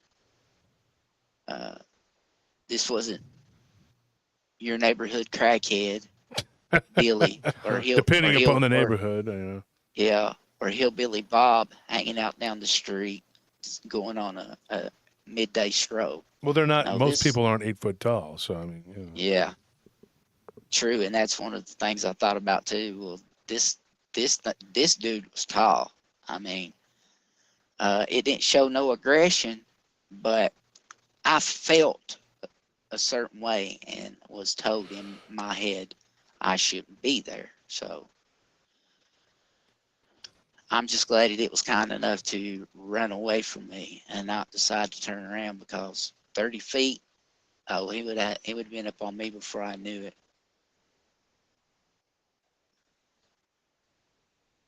Let me ask you a question, Jimmy. Like, was this the only encounter you had like that, or were there others? Yes, that is the only encounter I've ever had with a cryptid. Well, you don't know if it was a cryptid, but you think. Now, Yeah. You said you were a paranormal investigator prior to this. Yes. Right. So, do you want to tell us a little bit about that? I mean, maybe it can help shed some light on what you saw that day. But go ahead. Let's see.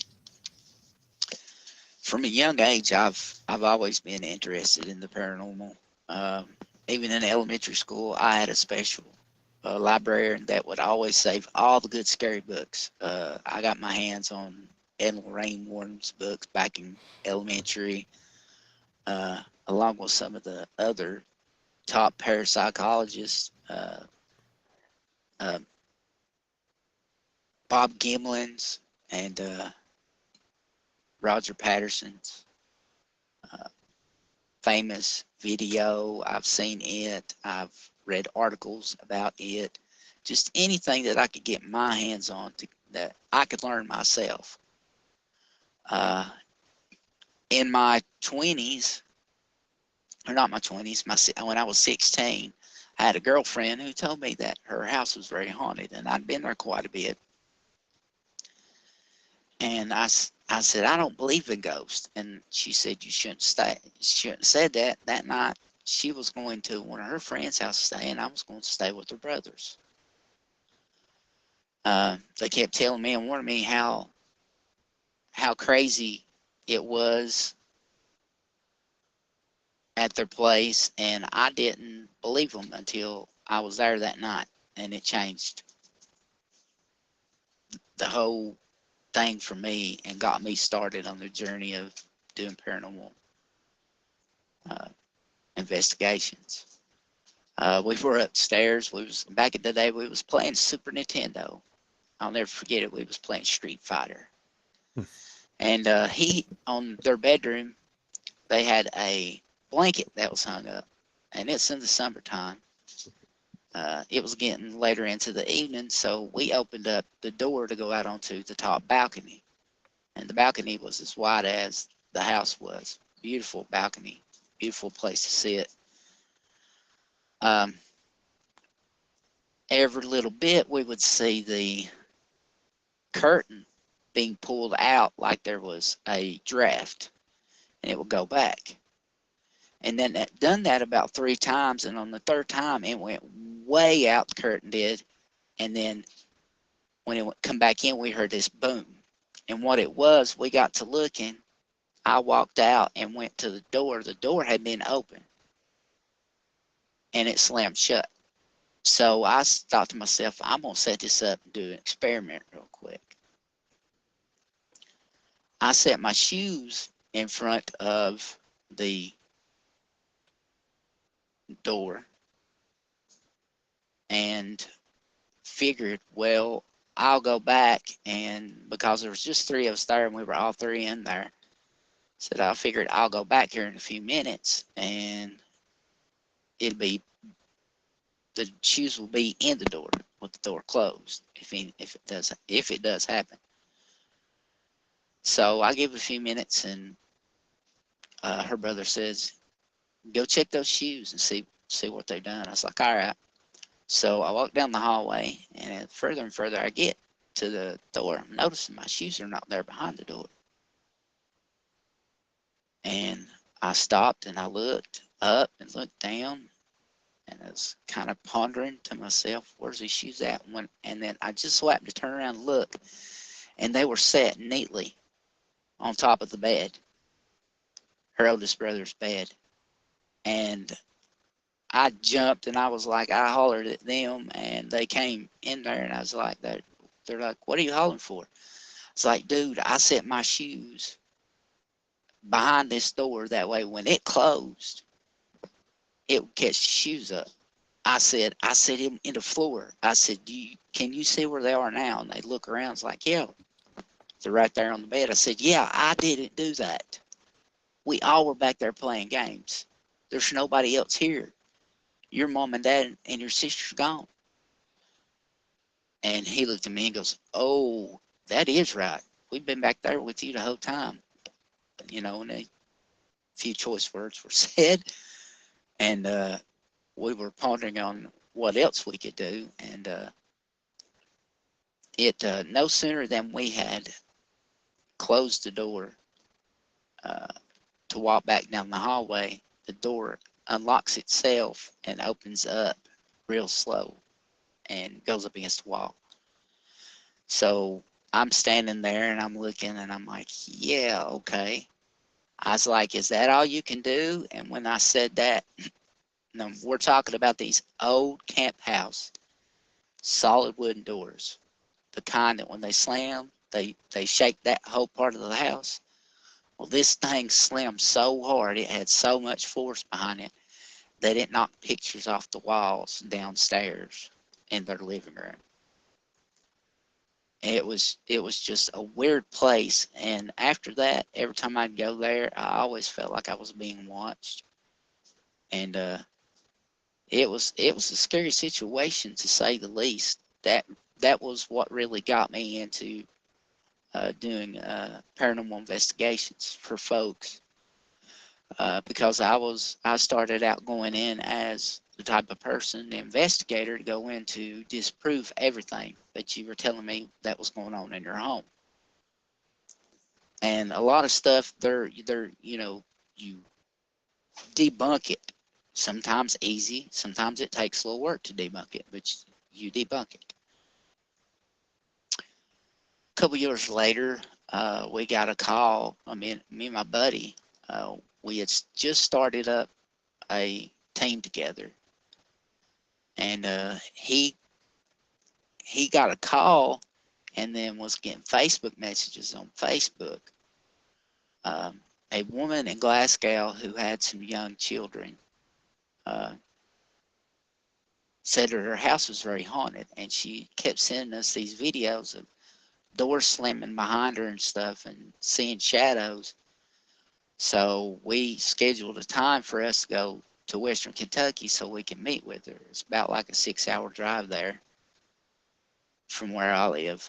And we made the trip there, and we finally went. I wanted everyone outside so we could introduce ourselves and stuff. We had some paperwork for her to sign. After all the meeting or greeting and the signings were over, I asked her to tell me a little bit what's going on, and she says, well, I've done told Dwayne, so I was like, well, yeah, Dwayne's filled me in on some stuff. I said, so the kids, a couple of the kids can see the spirits, and they're being bullied and scared. And she said, yeah, very bad. So I asked where the little boy was. So we sat down with him and we talked to him for a little bit. He explained to me what he looked like, how tall he was, what type of clothing he had on and stuff. And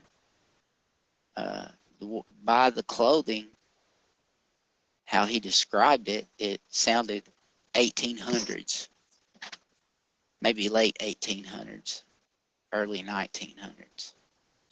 And he seen this entity all the time, would stare at him, and sometimes move stuff around in his room and would upset him.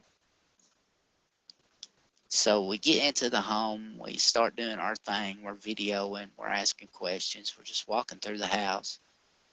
We start with the basement where most of the activity was, and then we worked our way all the way up to the third floor. The third floor had a creepy, spooky vibe to it, that there was a couple things that we had set down would appear in other parts of the rooms behind our back. We wanted to come back there later so we could put up cameras to see if something moves behind us after we set something down like it did in this instance. But we was told that the real good spots were down in the basement. So we head down to the basement. The owners and their oldest son was there, and they were just kicked back, and the son and the father were laughing. They just thought it was funny, all the stuff that goes on there. But the wife was completely scared to death and wanted something done to get rid of what was in the home. She had had enough of it. So we're downstairs, father, mother, and the son sitting on the son's bed down there. That was his room. And we kept hearing knocks and scratches down there, and we got some EVPs of the knocks and the scratches. And after about 2 hours of being down there, I finally said, all right, you want us out of here, then you're going to have to do something to make us get out of here. And as plain as day and loud enough for us to hear. Everyone there heard it. There was a scratchy voice screamed out from the other side of the room, "Get out." So we took that time to get out of there. We gathered our stuff. I even got it. Not only did I get it on EVP, I got it on video with me saying, "Yep, it's time to go," and me picking up the camera and turning the camera off.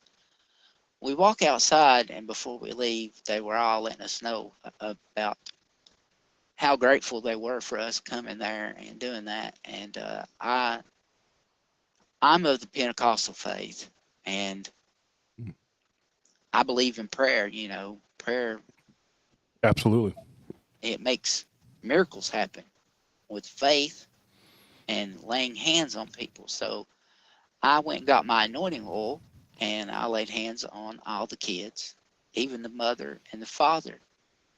And the son didn't want me to. And he didn't say much after that. He said he had to leave. He said, "But it's nice meeting you all." He left, and then as we was leaving, he said, "Yeah, I'm surprised that this place isn't even in worse shape." And I'm like, why's that? He said, "Well, my grandfather used to be an exorcist." I just looked at him real funny. I'm like, say that again? "Yeah, my father was an old Baptist preacher and did deliverance and on people who had demons." I'm like, okay.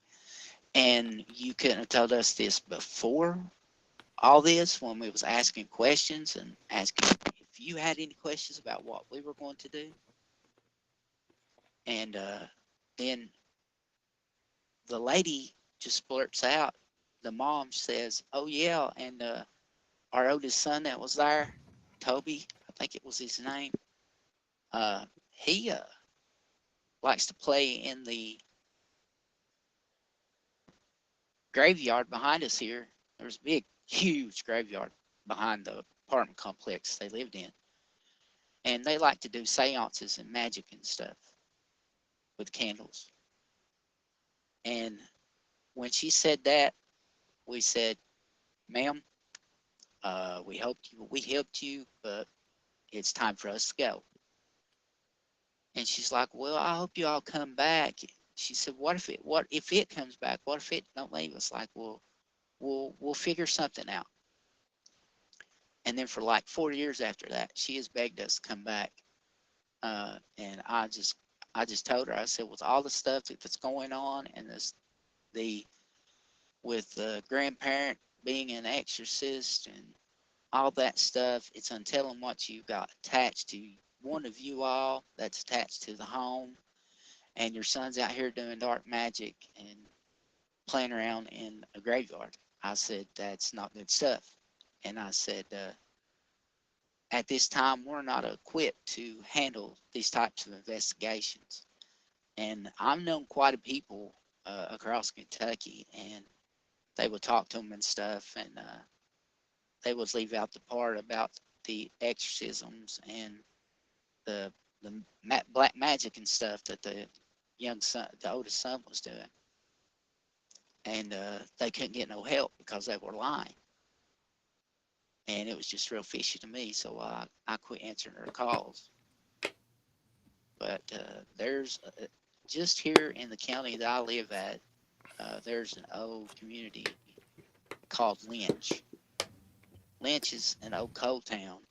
I mean, you could be right up there around all these coal towers and the flues and everything, and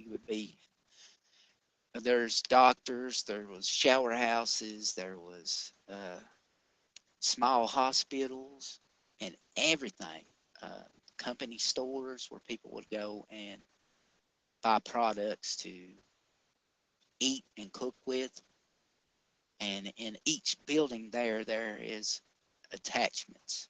And I'm hoping that this summer I can get up there and do an investigation, maybe even a live investigation, and bring to light the evils that are out in this world that a lot of people brush off. And I know when it comes to these fields, these communities, there's a lot of agnostics and atheists that don't believe in God.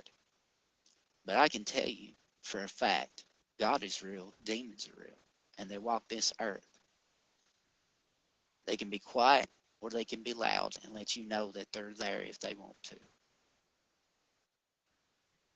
But we as believers of Christ and God, we have this ability when we're saved by the Holy Spirit. We have this ability to cast out demons. But if you lack the faith, it's not going to work. It will not work. But if you fast and you pray and you eat cleanly a couple days after you fasted to go into a investigation, you'll be able to tell a very big difference in the way it goes and stuff, especially when it comes to to demonics. I've had some that were like childs that just wanted to play games that wouldn't give you a simple answer. I've been touched, scratched. I've experienced a lot of stuff doing investigations. There's creature sightings all over my county. A few years back, I got a thunderbird sighting up at the lake, or that big lake that we have up here on the beach side. The gentleman said that he saw this huge bird, and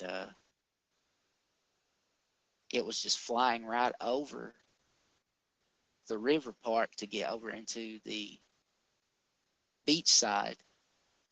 And I asked him, I says, was it an eagle? Because we have quite a bit of eagles up there at that lake. We see them all the time. And he said, no, this one was brown. And he said the wingspan was like twice of an eagle. He said, this is the biggest bird you've ever seen. I said, you sure it wasn't like a condor or a vulture? And he says, no, I know what those look like. And he says, no way. He said, to me, in the face, he said it was kind of like a female eagle. They're brown and beautiful. And he said it just, to at a distance is what he first thought, that it was just a big eagle. And he sent me a message today that they were outside yesterday during Thanksgiving, a bunch of them, and a couple of the kids and one of the adults had seen it. It flew over top of their house. So there's one. I've got a report about a dog man that was running through a cow field just about 5 miles from where I live at now. It was in the 80s. Guy was always scared to say anything about it and stuff, but he had seen it again, and that's the reason why he decided to bring up and ask me about it. And I told him I can investigate the area, and I went down there and looked in the area, around the area, and didn't see nothing.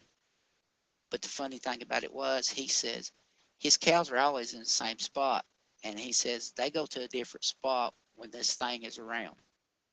And he says they will stand and watch it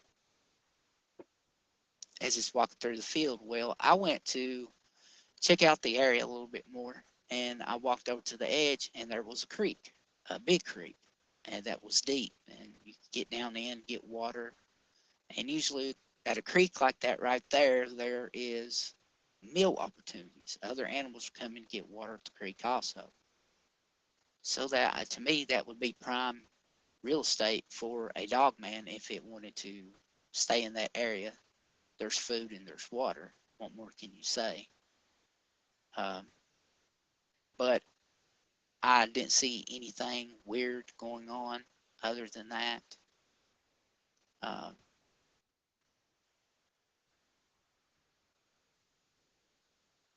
Let's see. I could go more into a couple more paranormal things. Yeah, I mean, if you feel comfortable, I real quick, this is a little bit going a little bit far back, but I just had a quick question about this because I was thinking about it. I remember you saying that when you first saw the cryptid that you first saw in your first story, that it was kind of leaned over or like hunched over, and it appeared like 4 foot tall. And then it stood up and it became 8 foot tall. I just thought real quick, like, was it leaned over like on all fours, or was it more like crouched down?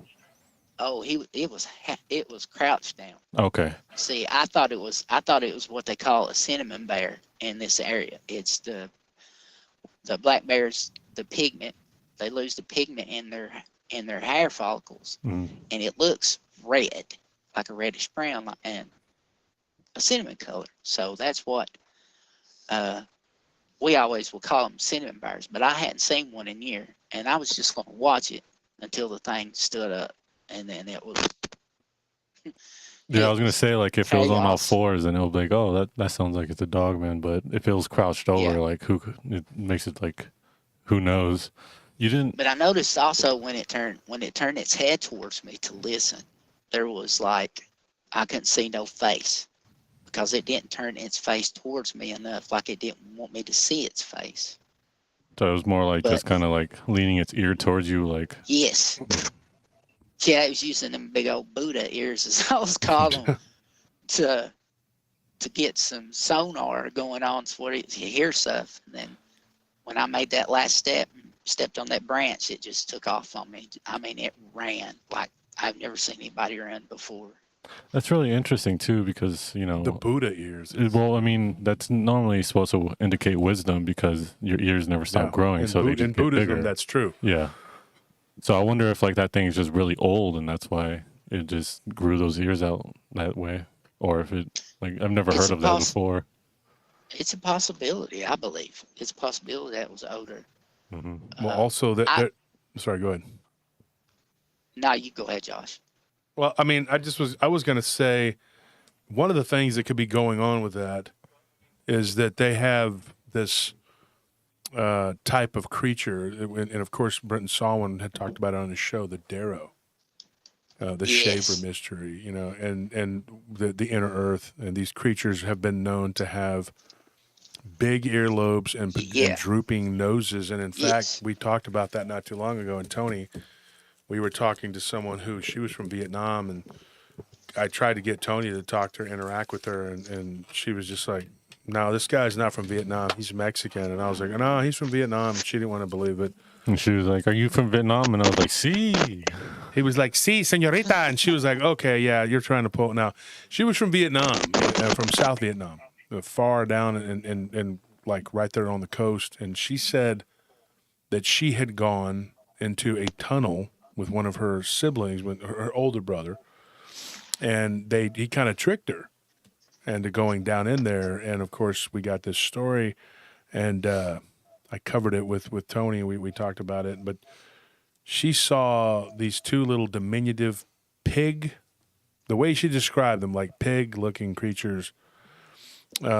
She's like my age, a little bit younger than my age, but she's been here for like 25 years. She speaks good English, but she said that these creatures looked pig-like, and they had like this weird kind of pallor to them, like a greenish pallor. But it was the nose, the droopy nose, and the big earlobes, and they were little diminutive, whatever.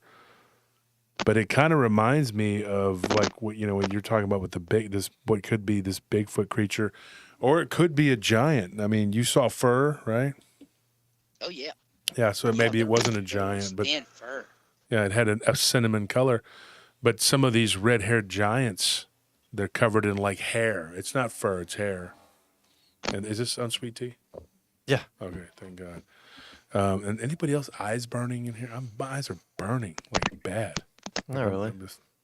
Mine are okay right now. You're okay? I mean, man, my gosh, I woke up with them like that though. My eyes were just burning all day. My eyes are burning right now at this moment. Your eyes are burning too? Yeah. I don't know what that is. Well, Jimmy, you and I have some of the same people that don't really like us, so maybe they did something. Maybe they sent something. They sent something to us to burn our eyes. Like, but when you saw that creature, though, the sense of dread, did you have this like somebody had asked in the comment section? You had like a sense of dread about it? It was like I felt uneasy. I can't say that it was like a sense of dread. I just knew something was not wrong. And then when I heard that voice in my head, "You shouldn't be here," that scared me, and that's when I evacuated my bladder. Well, that's nothing to be ashamed of. That's a lot of people. Yeah. A lot of people we talked to. I mean, we talked to a guy who was ex-military. He saw something at the foot of his bed. It was something we were talking about. Oh, the reptilian looking thing. We were talking about that last night, wasn't it? We were talking about it with Uncle Jim. I have an uncle named Jimmy. I call him Uncle Jimmy.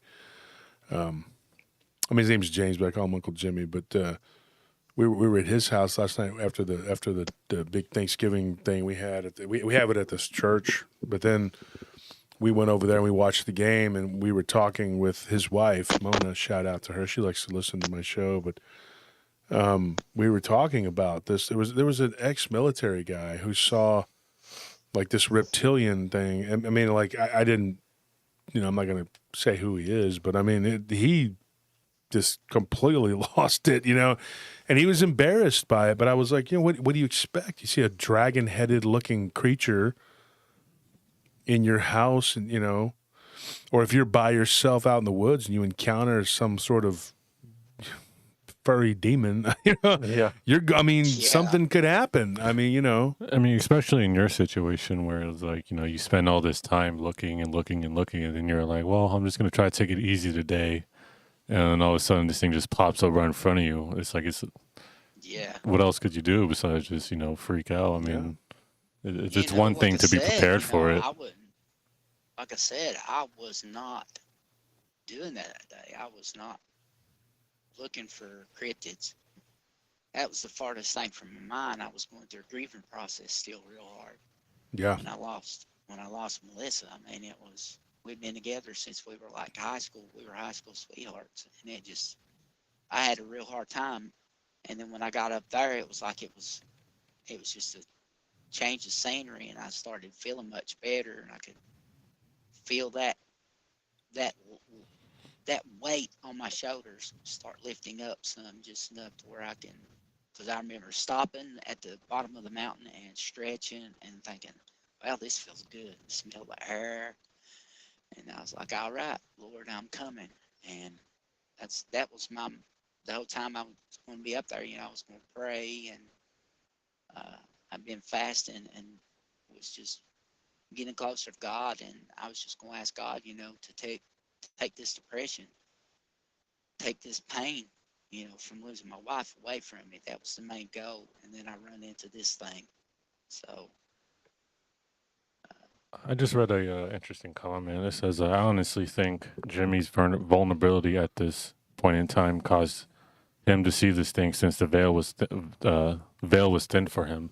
Do you think that your, you know, very intense emotional state allowed you to maybe either this thing to either sense your presence or for you just be like unconsciously drawn to this thing? well, Or I have a theory on that, and that theory is anything's possible. Anything's possible. It could have been there and didn't leave just because of my emotions that day. Because, you know, I went through a real traumatic stuff. You know, my wife she had two aneurysms and a heart attack, and it put her in a coma, and she was in a coma for 4 days. And then I decided that it was time for her to go. She wasn't going to get no better. He said she would be in a vegetative state, and she wouldn't want to live like that, and I wouldn't let her live like that. So I made the decision and signed the paperwork over. And the day that she took her last breath, with me by her side, hand in hand, there was a tear fell from the corner of her eye. She didn't want to leave, but she knew she had to go. And I have a friend who is gifted, and a couple nights later woke me up at like 3 o'clock in the morning and says, "I have a visitor." I said, "Well, good for you. Why are you? If you got a visitor, what are you calling me for?" She says, "Think about it." I'm like, "Oh, really?" She said, "Yeah, Melissa's standing here in front of me, and she wants you to know that she's fine where she's at, and she loves you." I went through a lot. I mean, the grieving period lasted for 2 years. I mean, it's still this day I think of her and just bust out in tears. I've remarried since, and my wife is so condoling and loving and doesn't think anything bad about it because she had been married to someone that she loved before too,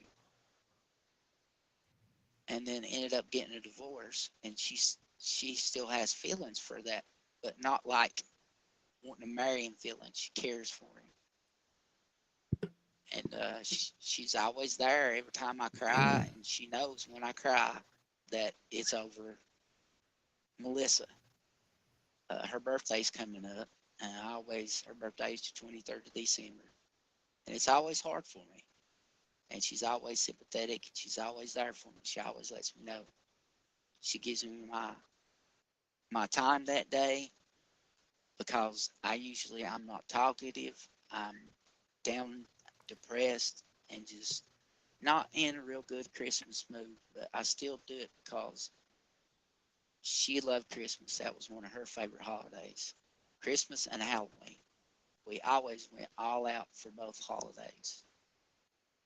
Yeah, we like I know. both too, but Yeah. I'm really partial to Christmas just because we like to give things to people. Yes. Well, I mean, also because Yes. similar, you have pretty tough memories about that time. So I think you try to Oh, yeah. turn away from that to, change them so that they Speaking don't.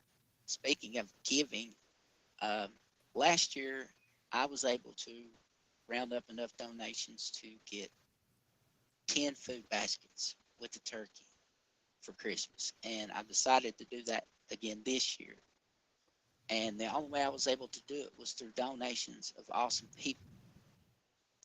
And I am taking donations. It's for Melissa's Love. You can find the page on Facebook at Melissa's Love, and in parentheses, Feeding Harlan, Kentucky. If you don't care, please share to anyone. My Bigfoot families and my paranormal people, they always come through every year for me, and we'll be taking donations. For me to get 10 boxes, I'm looking at about $500 just for turkeys, and then three to four more $100 for all the fixings. I just want to.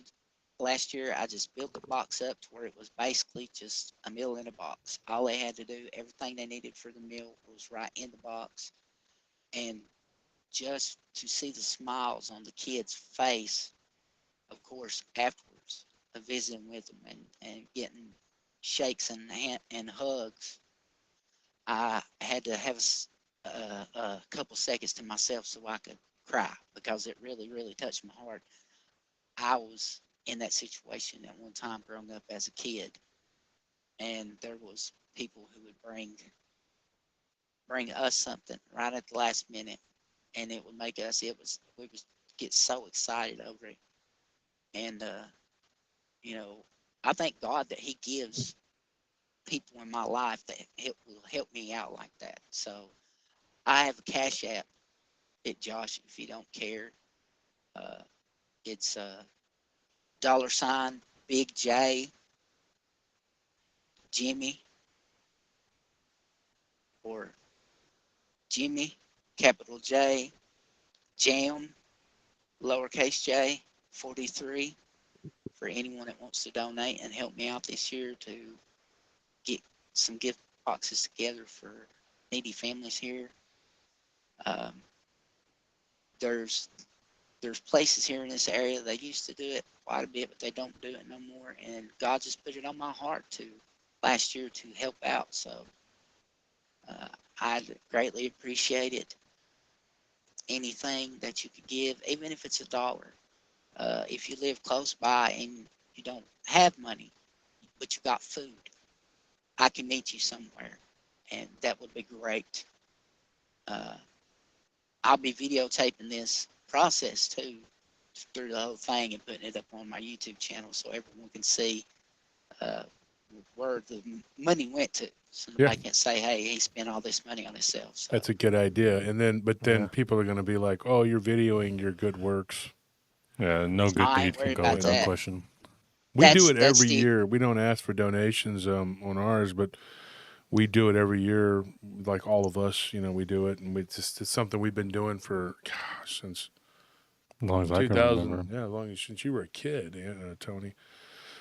We do it every Well, year. I think last year we bought 250. It was 250 New York strips. I wish I could do that.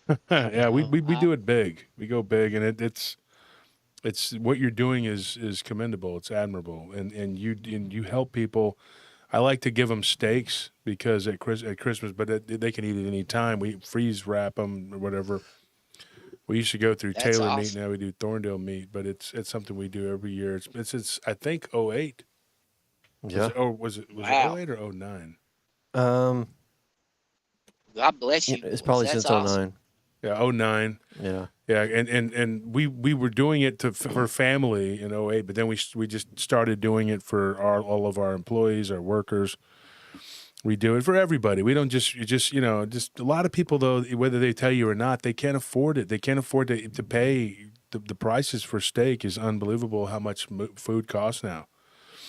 So the fact Oh that you yeah. do that is a very good thing. That's commendable. You've talked to me about this before, and I told you could post it on my Paranormal Roundtable group, and I'll donate for sure. We'll talk. Oh man, I I hope you're Yeah, on that God appreciate one. can that. deliver us from anything, Jimmy, and I think it's a testament to His glory that you've been able to marry another woman who truly loves you and understands what you're going through and is empathetic, who can empathize with you and help you to get through this, and also that you can give back to those in need in Melissa's name. It's a beautiful thing. So, your life and your experience, although it's a difficult one, it's also just a living testament to God's glory. Yeah, I grew up. I had a pretty rough childhood, meaning we had outhouses for bathrooms. Well, We you live in packed the water. Appalachians, and some of the poorest Yeah, people in the world live there. Oh yeah. and that And to us that was like normal. That was everyday life. It's go pack water for everything and take a candle out with you, even if it's snowing outside, to go to an outhouse. So I appreciate that, and I remembered all the people that helped me out when I was growing up, and when they got older, whether it was I would cut their grass during the summertime, help them pack their groceries in every time they went grocery shopping coming out of a teenager.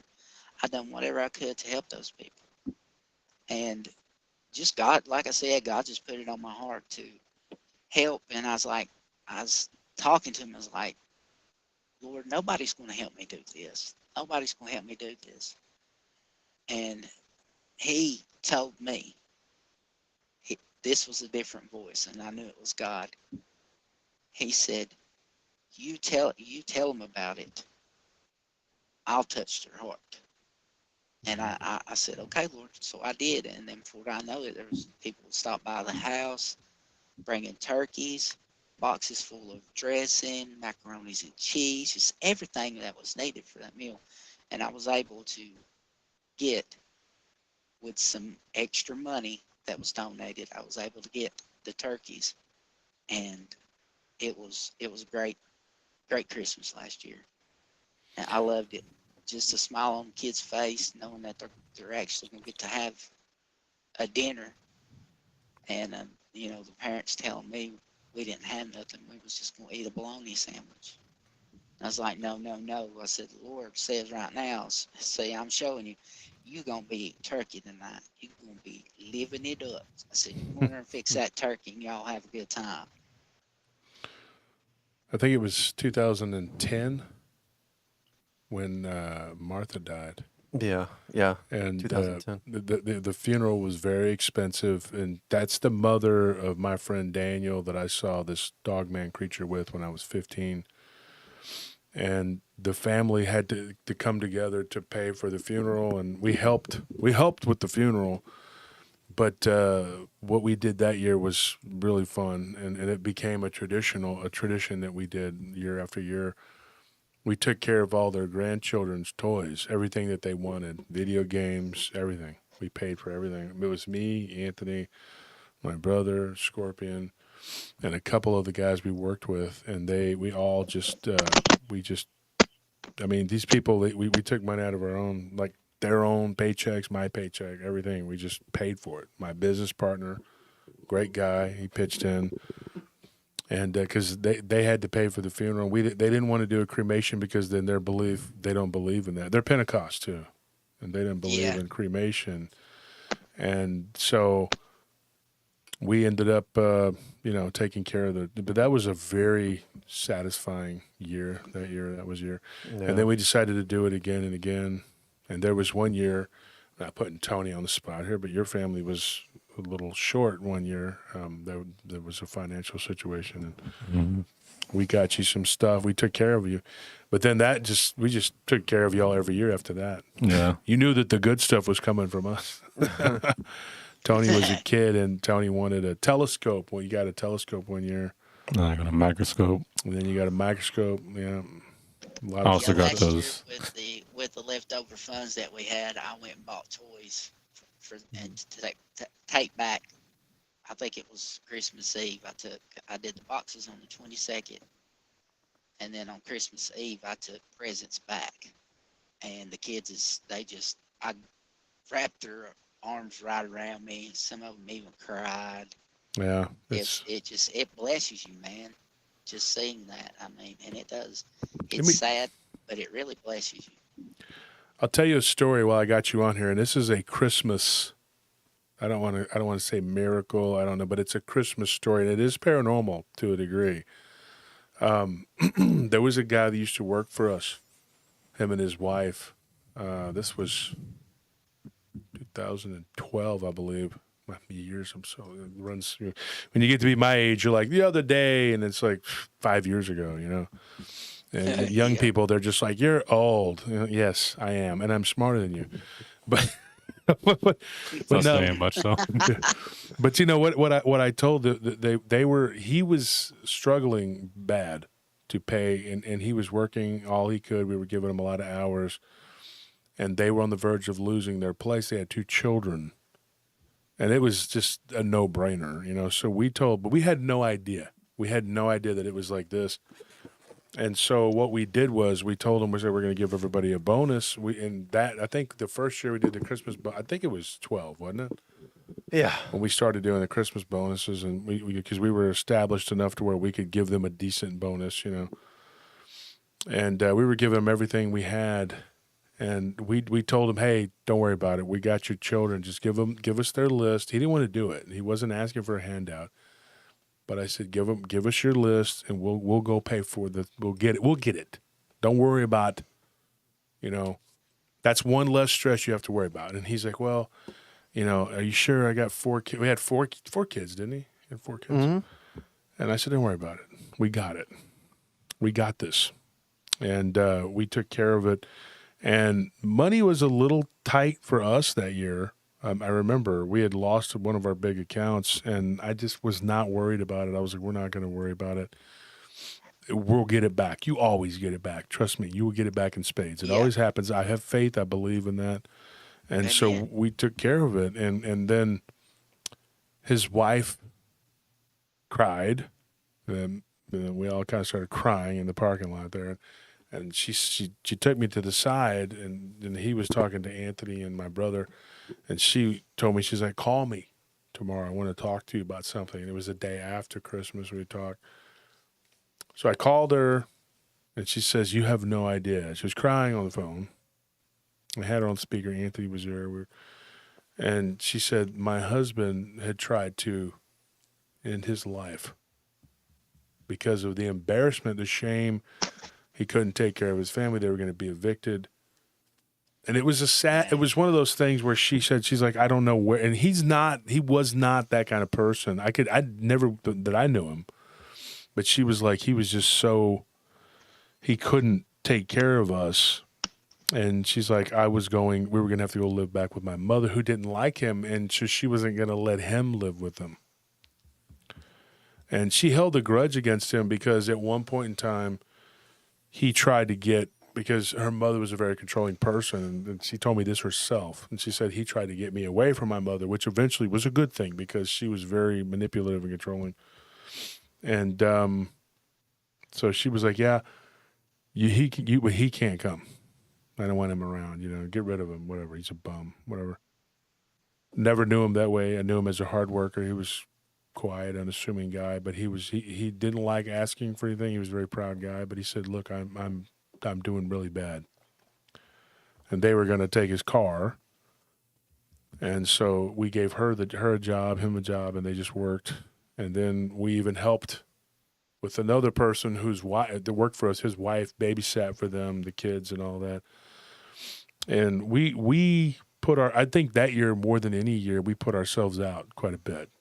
And, but I wasn't worried at all. I was like, you know what, it's going to come back to us. And it did. It always does. You just put your faith in God, let it happen. I don't brag about stuff like that, but this was, to me, it was like and then right at the end of December, which never happens. You never really get in this business and security. You don't get like a big account that pops up toward the end of the last quarter. They always want to see where their money is at, and then they get right, Anthony. You know that, Yeah. And then they give you something. Then January, mid-January, once they fill their books and all that, then they're like, okay, we got something here. Go. And we ended up with a fire watch, and it just went on and on. It was 24/7, and they paid us well.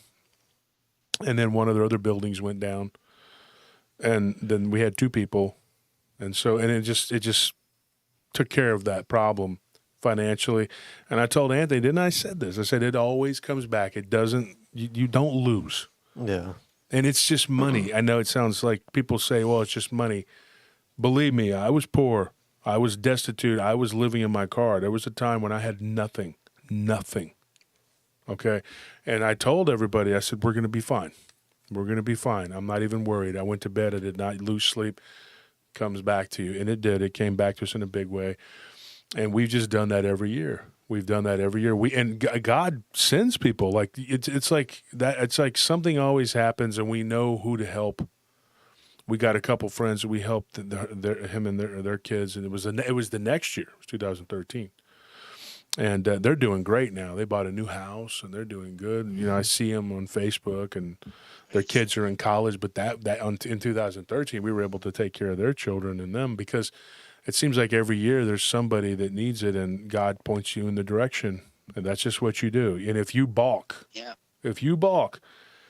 I'm not saying that you do this to get blessed, but you should do it because it's its own reward. But if you balk at it, when God gives you that opportunity to bless people, to do the blessings, and you balk, then that's not a good thing because you're worried more about yourself and what you're going to get and what you're going to do, and it always works out, you know. And I had parents who would tell me when I was younger that I would give too much. They always tell me that. Well, that's why you're running short, because you're giving everybody everything. I don't believe that. I believe I have what I have because I did that. Because if you have a servant's heart and you do what's right, and it's never something we've never talked about it, but it's commendable what you're doing, and I believe in that and doing it. Now, and someone else had said in my family, they were like, well, you know, this is not a person I'm really fond of, okay? But it's one of my siblings I don't talk to, and she was like, well, you know, we do our work through the church. We do this, we do that, blah, blah, blah, blah, blah. And I was like, yeah, how much of your own money do you put in that? And then I told her, I said, the thing is, you know, you don't want to put yourself out, but you're going to give back way more than you put in. And it always happens. Never going out on a limb, never really doing anything for people. That's not the way to be. Now, she said, well, you have a lot more that you can, if you were to lose a bunch of money, you'd be fine. And I said, that's not true at all. If I lose enough, I could not pay my house payment, not pay my car payment, whatever. They say give till it hurts. I've given till it goes beyond that. We all have. And there's a lot of people that do that. And those people, they're heroes because you're making something happen for kids. Like, they don't know what the heck. They don't understand finances and economics. All they know is that their friends are going to get something for Christmas and they're not. They don't know what, you know. And when I did this for these people, when Anthony did this for these people, when my brother did this for these people, Scorpion, all of us, you know, one year my friend Pete was involved. He helped a couple years. You look at what you know, you don't have to tell the children that it's from some other person. Just their parents did it. They don't need to know. And it's not something for you to be all like, you know, oh, look at me, I'm a good guy. I'm such a good person. You know, I was watching something earlier. It was a funny video that my nephew at Thanksgiving was showing, and this guy was like, these people like to brag about how, you know, well, I take care of my kids. He's like, yeah, that's what you're supposed to do. That's not you shouldn't say I pay my bills. That's what you're supposed to do. Nobody pats you on the back for that. And I think this is the same thing. Nobody needs to tell you you're a good person. You did something good. You did what you're supposed to do. And whenever that you know, you're presented with that, you should do it. And I think that whenever this person, I talked to him, I had an opportunity. He was at a construction site, and I talked to him, and I said, you know, if you ever feel like that again, he's a veteran too, which really hurt me to see a veteran like that. And I've seen it before. I've seen it since too. Oh yeah, I had a situation in 2019 very similar. But I told this guy, I said, don't ever hesitate to call me. Don't do something like that. He said, I will never do that. I will never think of that again. It was just something that I felt like I had nowhere to turn. And I said, you have your children, you have your wife, even if you're, you can't leave them in this world like that. People have thoughts. They feel a certain way. They feel bad. They can't help their loved ones. That's got to be a horrible feeling. I told him, I said, dude, don't. If I got it, I'm going to help.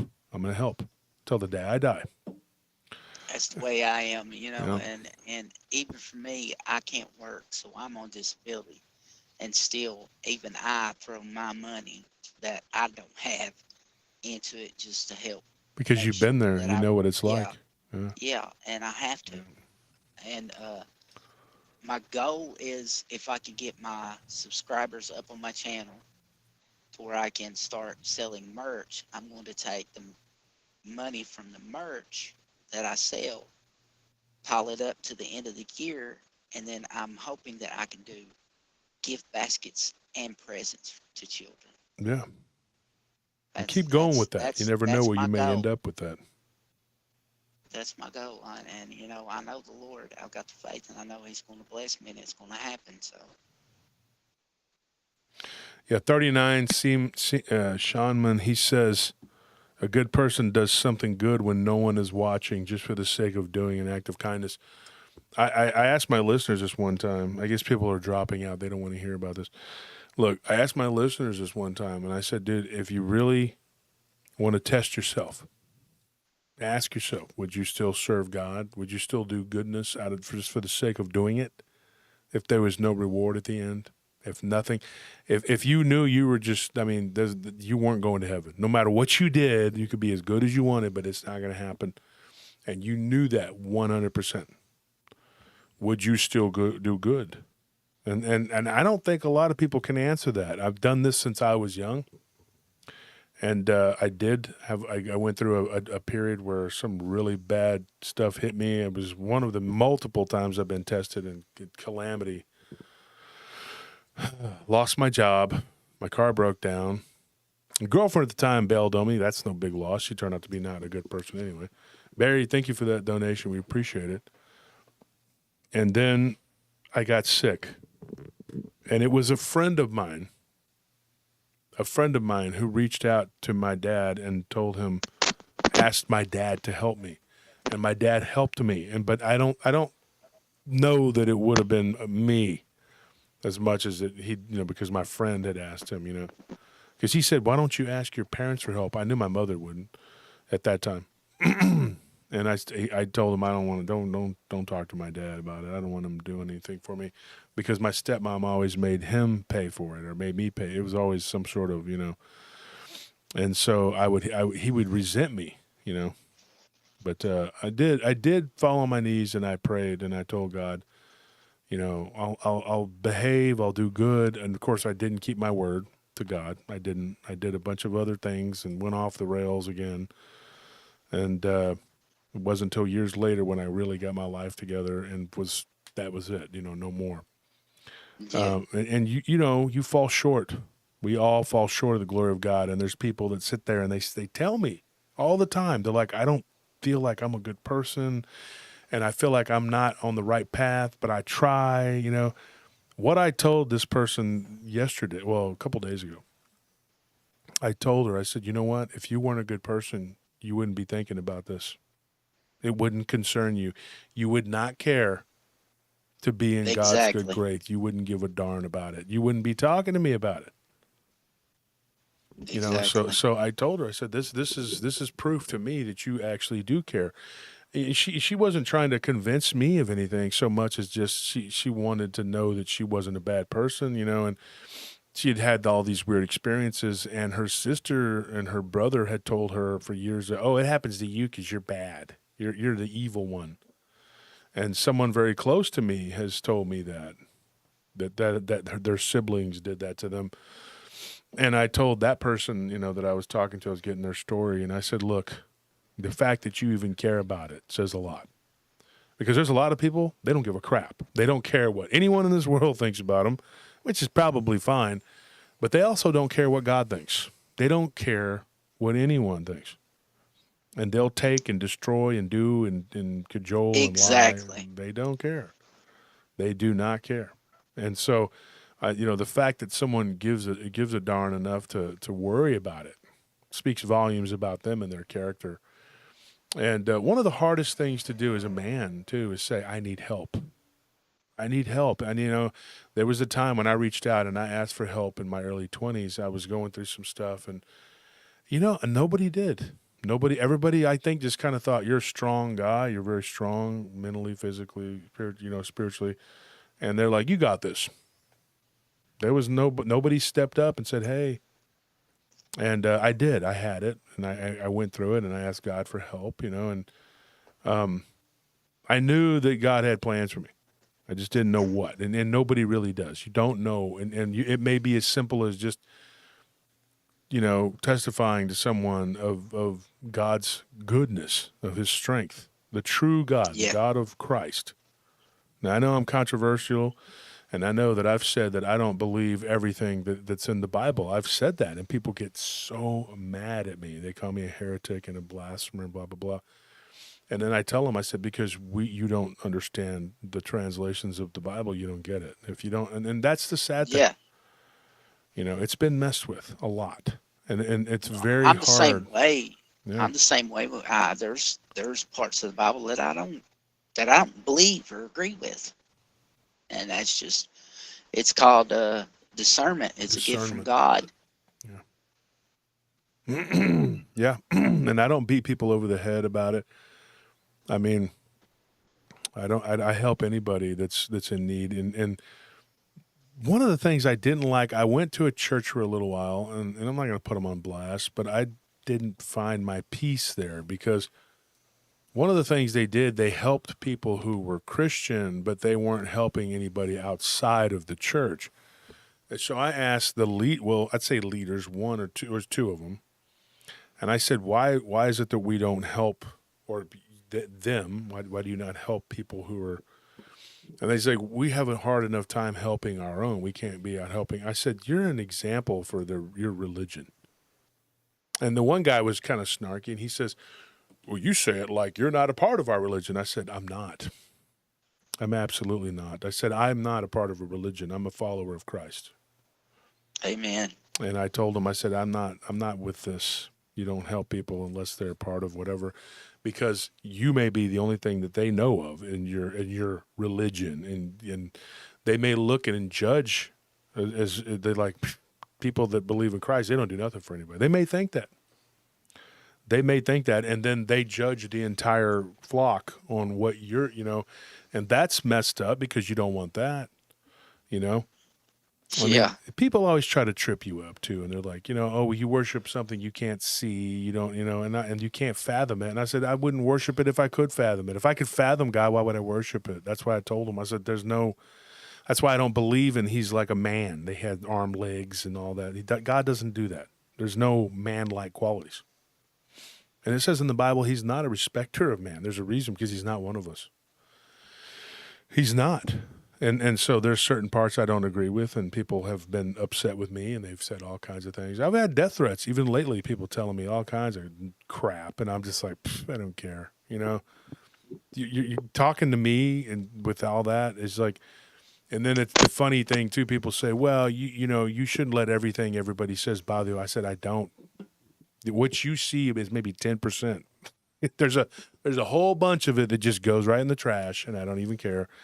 They just they mess with people I care about. That's it. But I don't care what they say to me or about me. They say all kinds of horrible things. I was called a racist and a loser. Yeah. By these people too. Oh yeah, because you chose to not join their team. Yeah. Just got mad because I decided I didn't want to fool with what they was talking about. Didn't believe none of it. The fake Christian stuff, you know. Yeah, it's I can't stand for some of the blasphemy that was coming from those two certain individuals. Mm-hmm. And I just decided a long time ago I'd separated myself from it. And then when they tried to blackmail me, and I'm like, what are you going to blackmail me with? And he's like, a dream. I was like, oh, wow, really? A dream? You're going to blackmail me with a dream that I told you? Yeah. Because it involved God? Yeah, you do that. Yeah. Well, And I that's what told they him, I do, said, man. yeah, I said, I have every comment, every text that you have sent me where you called me a loser. And he said some other derogatory words that black folks call them own selves, saying you just want to run all us out of here. And I'm like, dude, you said that. I said, this has nothing to do with race. I don't see color. I said, I have Mexican friends. I have Korean, Chinese, Japanese friends. I have black friends. I said, so what you're doing right now is you're just grabbing at the ropes that ain't there to dig yourself up out of a hole that you're digging yourself in. Mm-hmm. And I said, my advice to you is just to quit while you're ahead and let it go. Or while they're behind. Yeah. Yeah, and his buddy, I know you're talking about, his buddy told me something. He's like, when I prayed for you, God showed me your sin or something. I'm not going to say it on here. And I'm like, Oh, yeah. I wish you would, because it's probably something super ridiculous, and God showed you my sin. Demons are capable of doing that too. They can show you people's sin. That doesn't mean that it's any of your business. And also, I don't know what he could be referring to, because when demons show you things, of course, it's a lie. But demons are good at mixing truth with deception too, and then that's still a lie. And so I just told him point blank, go ahead, lay it out there, because it's going to sound ridiculous because you're saying that God showed you that, and you have no proof of it at all. I could do the same thing. I could be like, well, you know what? I was talking to you and God showed me some things about you. Here's what he said. Let me get him a list, And I just laugh. I laugh at him, and he kept saying the false bravado, whatever. I'm like, there's nothing false about it. I don't care. I just laughed. I thought everything was a big joke, because they are. They're just a bunch of big jokes. I don't know. And I don't know what their end goal was once you started getting hammered and your numbers are getting hammered or whatever. Why not just stop and leave it alone? I mean, and go on. Instead of just trying to beat everybody about the head, that you're a televangelist, cryptozoologist. I don't know what you are, and I don't care. It's like, I just do what I do. I do what I think is right. I try to be honest. And Crypto evangelist. Yeah. That was a good one. I mean, it's just what it is. I mean, well, Jimmy, it's been good. I'm glad you came on and we talked. Folks, if you want to help out, go to Appalachian Tales of Terror. That's Jimmy's channel on YouTube, right? Yes. And check them out. And remember, one of my favorite charities is a Christian Appalachian Project, where they build houses and they help the Appalachian people with plumbing and things like that, because a lot of them don't have electricity. They don't have plumbing. And they're one of the poorest people in the entire country. They're overlooked, marginalized people, because they don't make a big deal and they don't ask for anything. And Jimmy, what you're doing is admirable. And get with me, and I'll make a donation and out of what we make tonight, and I'll help you out. And we'll see what we do once we're done with our food drive, and our we'll help you. And so, folks, if you want to help out and you help Jimmy out, and someone had mentioned something one day to me, they're like, well, what happens if I donate money to this organization? They were talking about a charity, because Covenant House is another one I like, because homeless teens. They help homeless teens, which is another people. I was a homeless teen. And so I told this guy, I said, and it's funny too, because his name is Jimmy. And the guy that asked, he's a friend of mine. A lot of Jimmys here tonight I'm talking. But he asked me a question, and he said, what if I give to this donation and they don't? And I said, it's not your problem. That's not for you to worry about. You give the money. God blesses you for what you're doing. It's all about the intent. And if someone does not do what's right, that's on them, Yeah. And so thanks for coming on tonight and telling your story. and it was very poignant at times, sad, that what had happened. Kind of reminds me of Rob's story, Bigfoot Rob, Michigan Rob, good guy too. And his girlfriend, she passed away. You lost your wife. It's a sad thing. But I appreciate you coming on and talking tonight. And, Hey, I appreciate it, man. You let me come on to your platform to tell my experiences and stuff like that. And I'm gonna try to get my own channel up some by having some more guests and things like that, and making it an established truth so that people will have another place, not just a big group of us all to come to that they can count on. That's where they're going to get the truth from. Yeah. So, and I'm hoping this spring that I can make the trip to the LBL when Barton is going to be there and stuff, and hang out with some of you all and just have a good time. Try to set it up to when I come down there, because I'm apparently being forced now by Barton and Letitia and my wife. They're forcing me. I have no choice but to go join the Brotherhood of the Wolf, because I'm an honorary member. He said, "You're an honorary member with 2 women that are deceased that couldn't make it," and so he's like, "Is that where you want to be?" And I'm like, "Hey, those were good women, all right? They really were. But I'm alive right now, so I need to go do it." So I told him, I said, "Okay, I'll do it. He's gonna push me. He's gonna force me to go and eat delicious food and hang out in the LBL." Jeez, Barton, what a jerk. I know.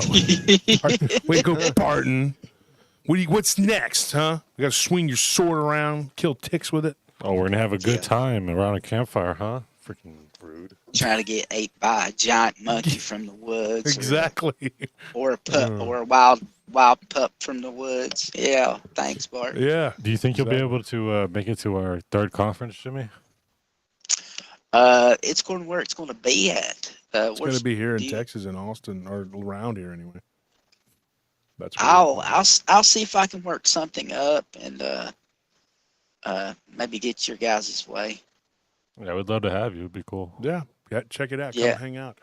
At least do the panel, But Jimmy, we're gonna let you go. And if you want me to come on your show too, I'm saying it in front of everybody, I'll do it. I do it for friends. I don't really go on people's shows that I don't know. So, hey, I'd really appreciate that, man. Yeah, we'll set that up when you get some time.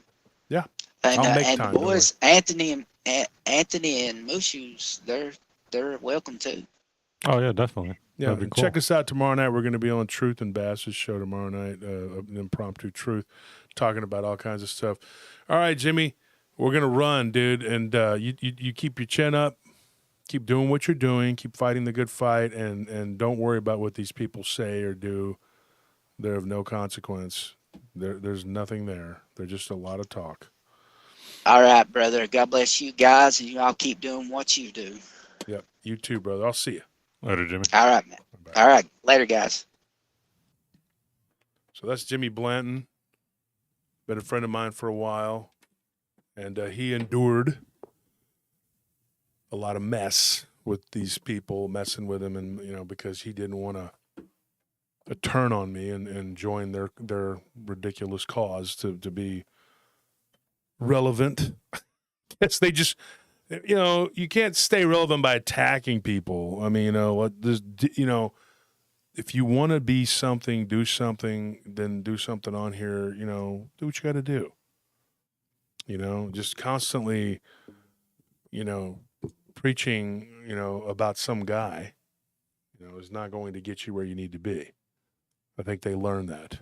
And they thought that, by stirring the pot and joining up with some ridiculous people was going to get them views and whatever. I think it backfired. That's my opinion.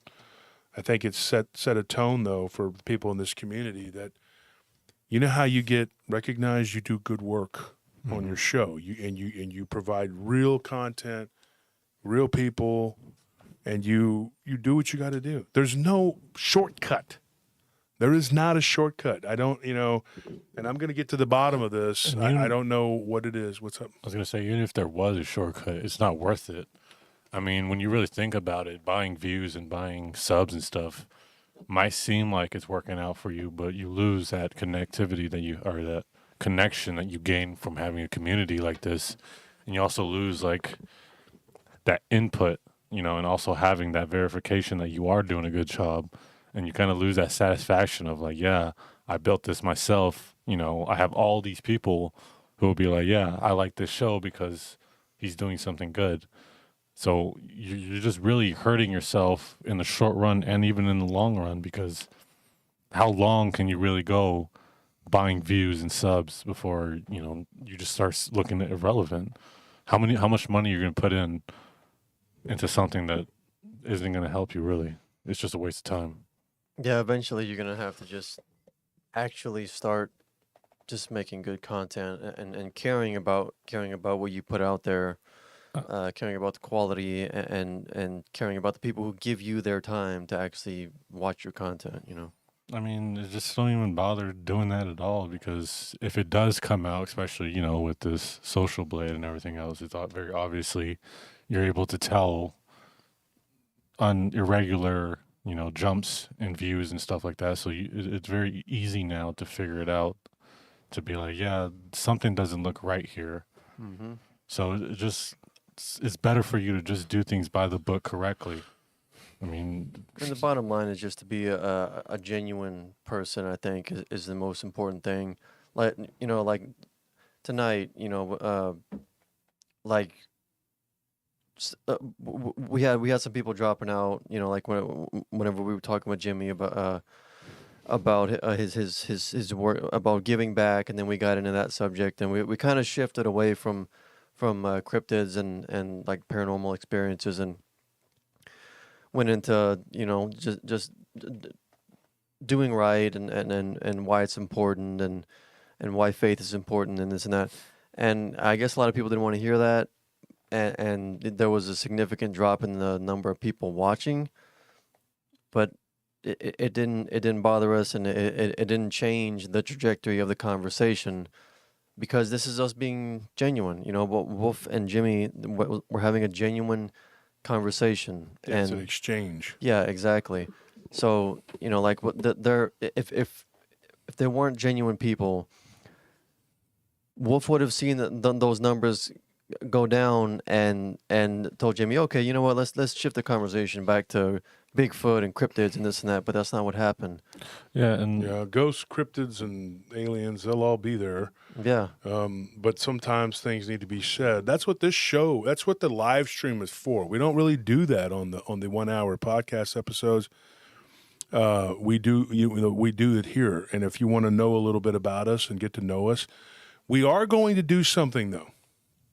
We're going to do this where we're going to invite two people. It's one person and a plus one, and we're going to let them come to Austin, and we're going to take them out for a weekend and let them meet all of us. It's something we talked about as a group, and we're not sure about the details of it. We've mentioned this before a long time ago. We're like, maybe we should do it, and then all this stuff kind of popped off. And I think Barton is doing that, where he's going to bring somebody to the LBL. I hope I win. Hope. Ooh. I've only had Barton in my house for 10 days. I don't know. we need to hang out some more. I hope I steal that chance from one of you guys. Yeah, Barton, you're listening, man. You better pick me, man. Better pick me. You're already forcing me to go to the LBL. I'm kidding, Barton. I love you. Look, here's the thing. We want to get closer to our fans and get to know people. And the people that come, there's no fake. I'm going to be working and doing what I do, and you can be a part of what we do, and just, we'll take you out to dinner, and we'll take you to places we like to go, and we'll show you some places that are probably haunted. You'll meet the whole gang. And you might get to go to some places where Dogman and Bigfoot are. And then we'll drive off and leave you there. We're going to be like, well, here you go. That's what we do with Chris. I mean, I'm running Chris's account right now because we haven't seen him since. It's really you. So we might take you to a couple places, and we talked about doing so. I thought it would be fun to do a boots on the ground. I hate that term, but we go out in the woods and we have snot bubbles. I'm so scared right now. And then y'all can be a part of that and be terrified with us when we hear the screeches and howls that come out there. And so we thought maybe we could video it with the people that come and they win. Now, if you're a Patreon member, that's what we're going to do. We're going to pick somebody from the Patreon membership, because those are people, and the reason we do that is not because they're giving money, whatever.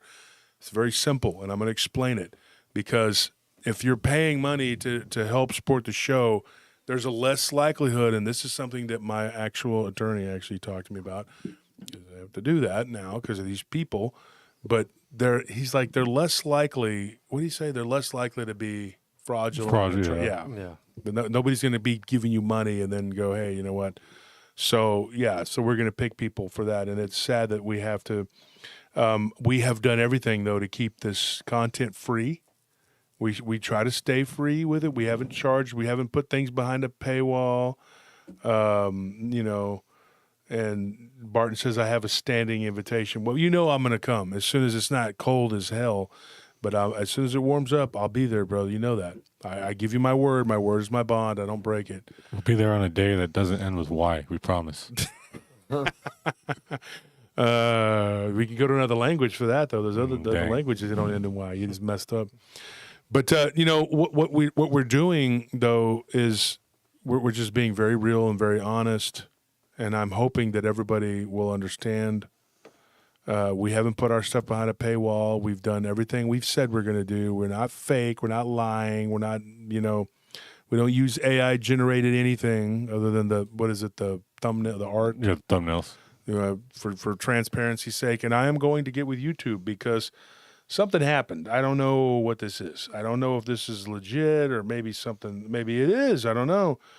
But I'm going to tell you this, folks. Yesterday, I went to bed and I was at 29,200 something.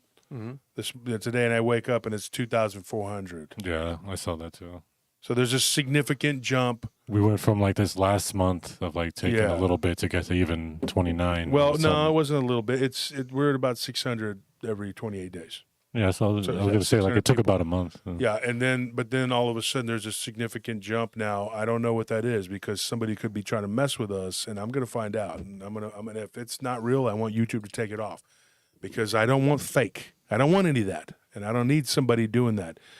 If it's somebody that's doing it, they think that they're trying to help or whatever, you're not. Don't do that. And then I don't need you going and stirring up with other people and fighting with these people because you think that I have a problem with them, because then they'll attack you. They'll go after you. You don't want that. These people are not. They're nasty people. And let me do them. Let me deal with them. Okay? Let them come at me. I don't care. Okay? I have no respect for them. None. I don't care about these people. I don't. They can do all the spell casting and all the nonsense and all the crap. Sue me. Go ahead, sue me. Watch what happens when I depose you and everything comes out. They don't want that. They're not going to sue me. How? Why? How can you do that? Because you started it. Everything is going to come back, and it's going to be really bad for you. You don't go out and sue people that you've been harassing, and when you have everything you need to hide. You don't go out and sue people when it's all going to come out. It's going to come out. So that's the dumbest thing you could do is go sue somebody when you have everything to hide. Yeah. And it's expensive. It's expensive. Mm-hmm. I would think you'd be more concerned with feeding your family and taking care of your Christmas list instead of suing me. But some people like drama, and they think that it's going to get them something. It'll get you a little bit of people that'll look at you, morbid curiosity in the short run, and then they're going to go, "What is this? What is this? What am I looking at here?" It's a train wreck. The other group is literally there only for that. So once you stop fighting, all of a sudden they're like, "Oh, this is boring now. We'll leave." They're only there to watch the drama. Yeah. And then when it's over, they don't want to be there. They're going to be like, "What is this?" The fun house is only fun for a little while, and then it just becomes, the weirdo house. And then you walk out and you're going, "What did I just look at? Why did I pay for a ticket to go to this ride?" But that's how I look at those people.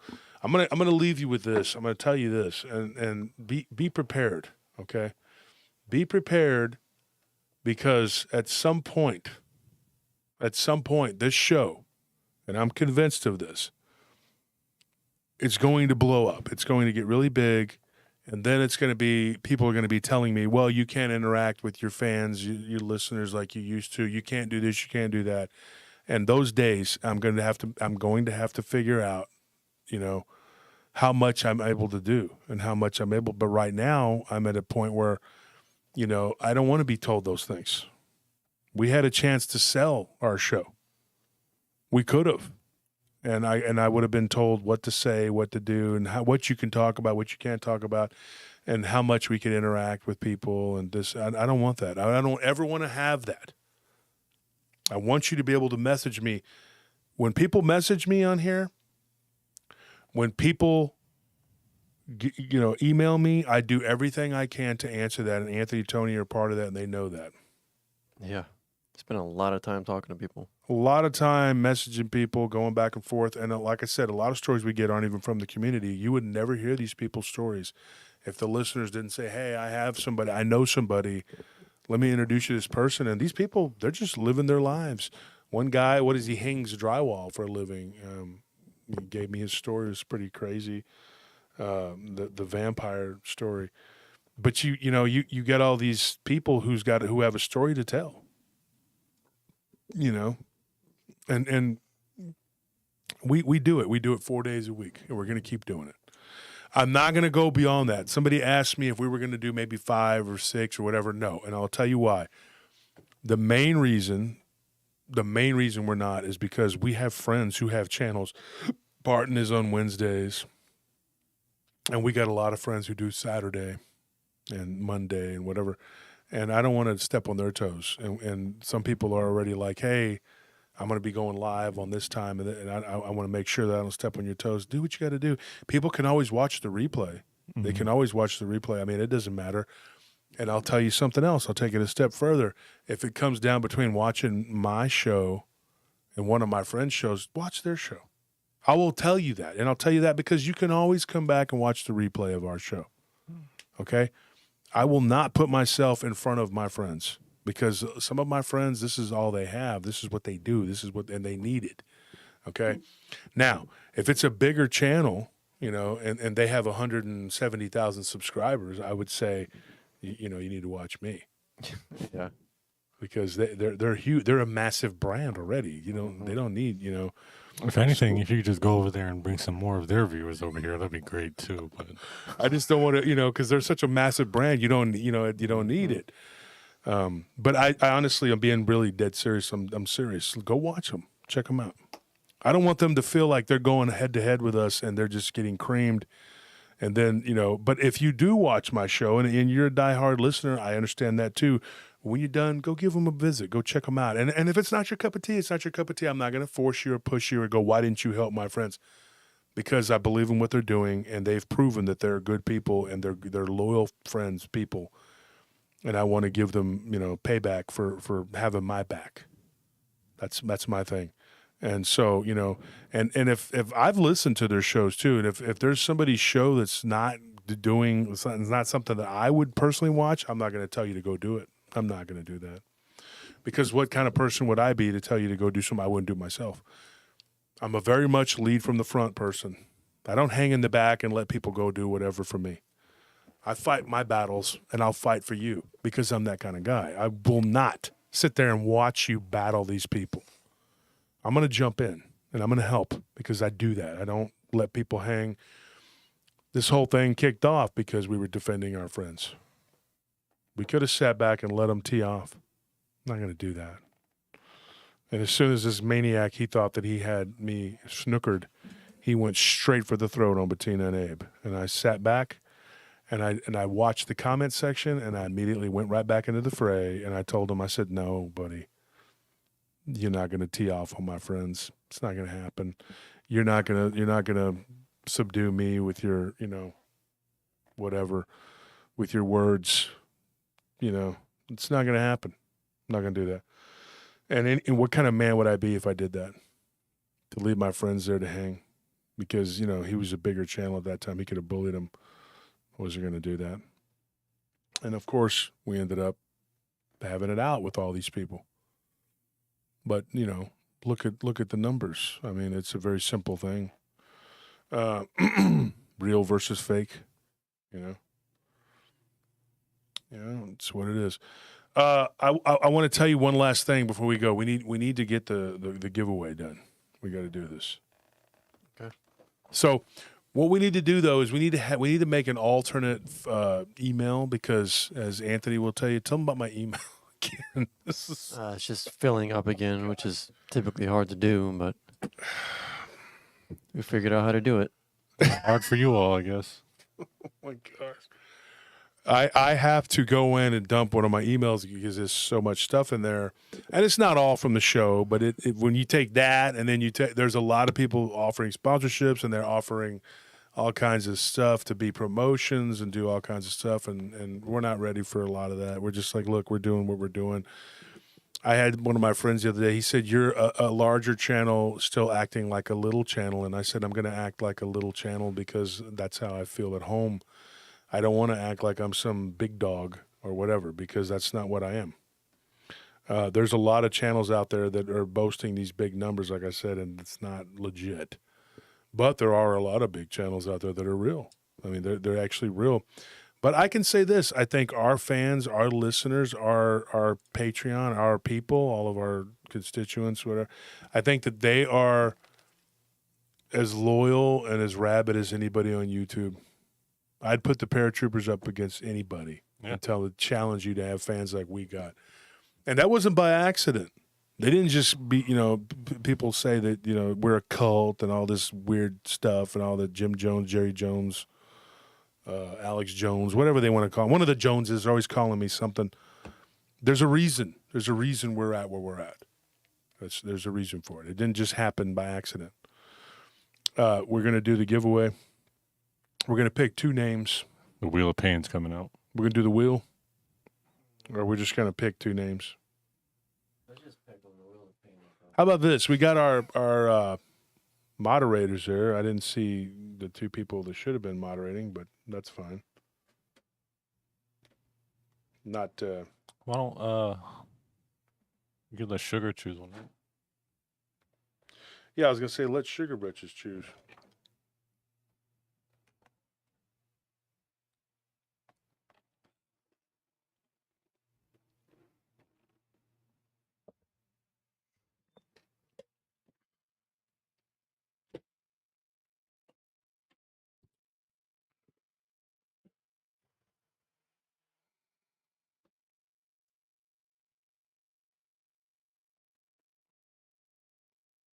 Nice to see you join us, Clough. He just says, "Hey, what's up, guys? I'm just, He was here. When? Where? He was here earlier. Stop defending him. That's you. You're using his account. Yeah, I don't want you. I can't have you disparaging my account. It's a fake account. No, he's a truck driver. He's probably driving. He said, "Oh, had a YouTube issue." Had a YouTube issue, or does that say on? And no, it's Ann. Clough, stop it. Stop lying. You didn't have an issue. You stopped at the Buc-ee's to eat. I'm telling your wife. Yeah, and you just supposed to be on a diet too. Probably got 2 plates. Know you.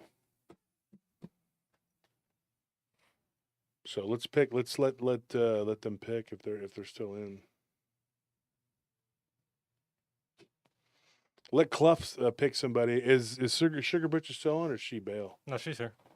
Okay, so we'll let Sugar and Cluffy choose. Clough, you pick somebody. He said, but I would stop at a Buc-ee's. I know you would. Every time I talk to you with Phil, you're like, oh, yeah, I'm at a Buc-ee's. He goes there. He goes there to use the restroom, and he stays for the burritos. So the sandwiches. They got a lot of cool stuff, though. They have that weird green pudding thing, the pistachio. What is that? That nasty ambrosia salad. No, not that. They have that too? I don't know. That's all I know. I'm talking about that pistachio pudding thing they have. Okay. That little, with the 2 layers of, it's really good. I like it. I don't know what you're talking about. Okay, so Sugar Bridges says she picks 39 Sean Man. 39 Sean Man, and don't lie. Have you been picked before? If he's been on there. Come on, Chris. Where's your pick? We're sitting here waiting come on you. Clough. Chris. You got things to do, man. God, it's taking all the made me time. sick. Oh, I'm sorry. I forgot to comment. I'm gonna take away your wrench right now. Oh, never mind. He says Charlie Button.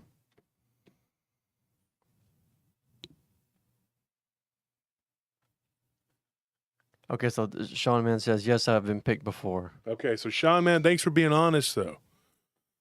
He really just doesn't want my book. He's like, I don't want that Bigfoot book. What am I gonna do? He's like that one guy. That Mark, whatever. I'm not gonna say his last name. I don't read books. And then I see him over there in the chat in AI. He's over there like Efiates. Hey, I want the uniform. And you know, AI's like, I am a generous cockroach god. All the cockroaches you can eat. Yummy. Nutritious. Talking to Banjo. Okay, so Sugar Britches picks Lyrical Jazzy. Lyrical Jazzy. So we have Lyrical Jazzy and Charlie Budden for the winners. Charlie's been around for a while. Charlie, have you won before? Don't be lying. Liar, liar, your pants on fire. David Howe asks, what's the time limit between picks?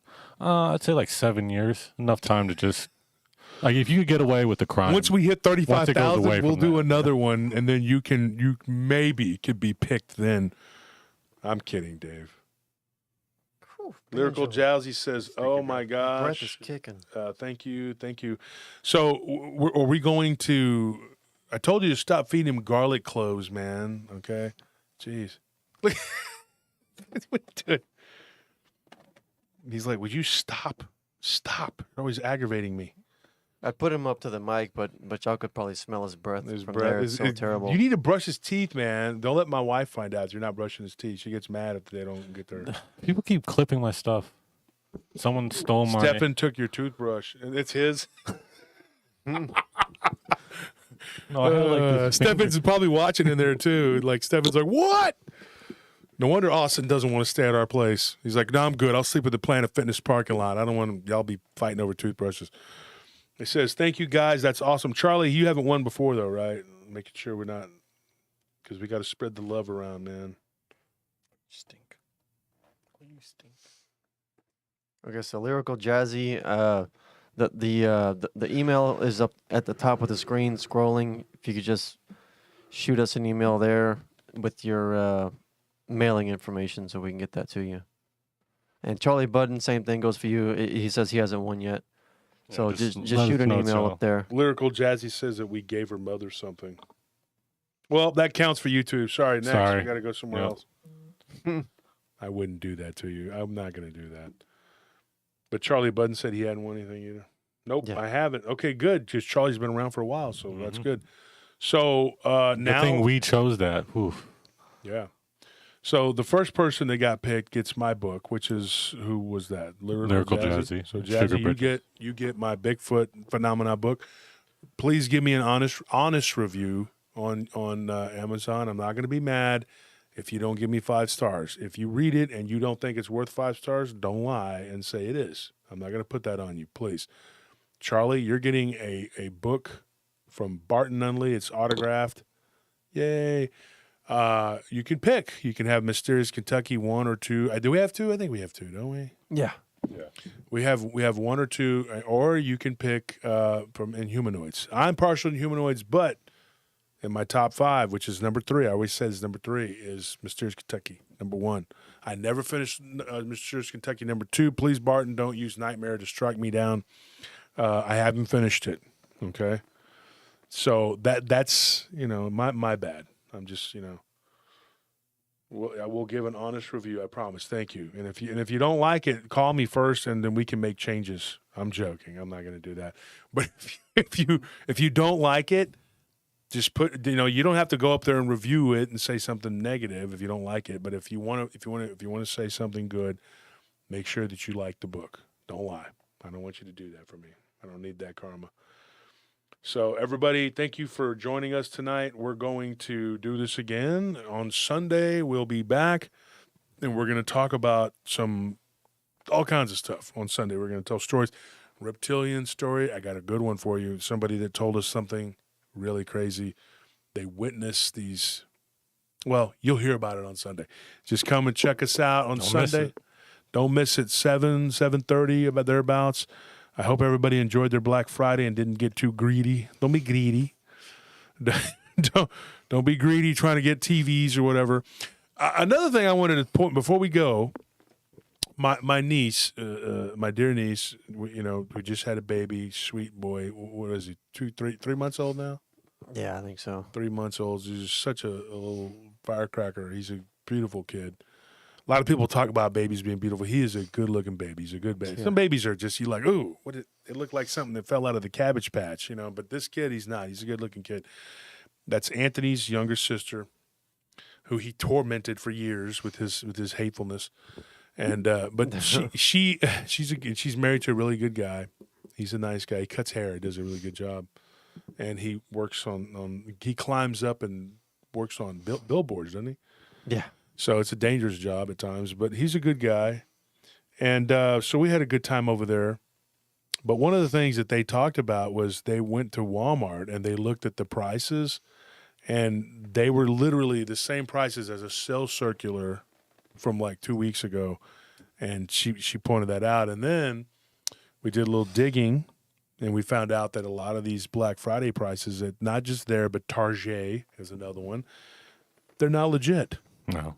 They're not legit. They're just pretending. It's like, hey, Black Friday, come buy our stuff, because you're not going to notice whether it's the same price or not. Yeah, I've heard something where like they'll raise their prices like a couple months beforehand, so then they'll drop it down to a normal price. Yeah. So they're faking the funk, and the thing is, they're so big, nobody's going to notice, and then people don't think. Well, also it's like if you do it on a big scale, who's going to say that it's worth less? Because it's like if every Target you go to has it at this price, you're not going to be like, oh, it must be cheaper than it's supposed to be. Mm-hmm. So they're able to play the con, but what can you do? Yeah, I mean, and unfortunately, people, a lot of people don't have time either. And a lot of people are just trying to feed their families. I mean, money's tight. Groceries are through the roof. I couldn't believe it. I mean, we went into the HEB, that's our big grocery store chain here. You might not have it where you're from.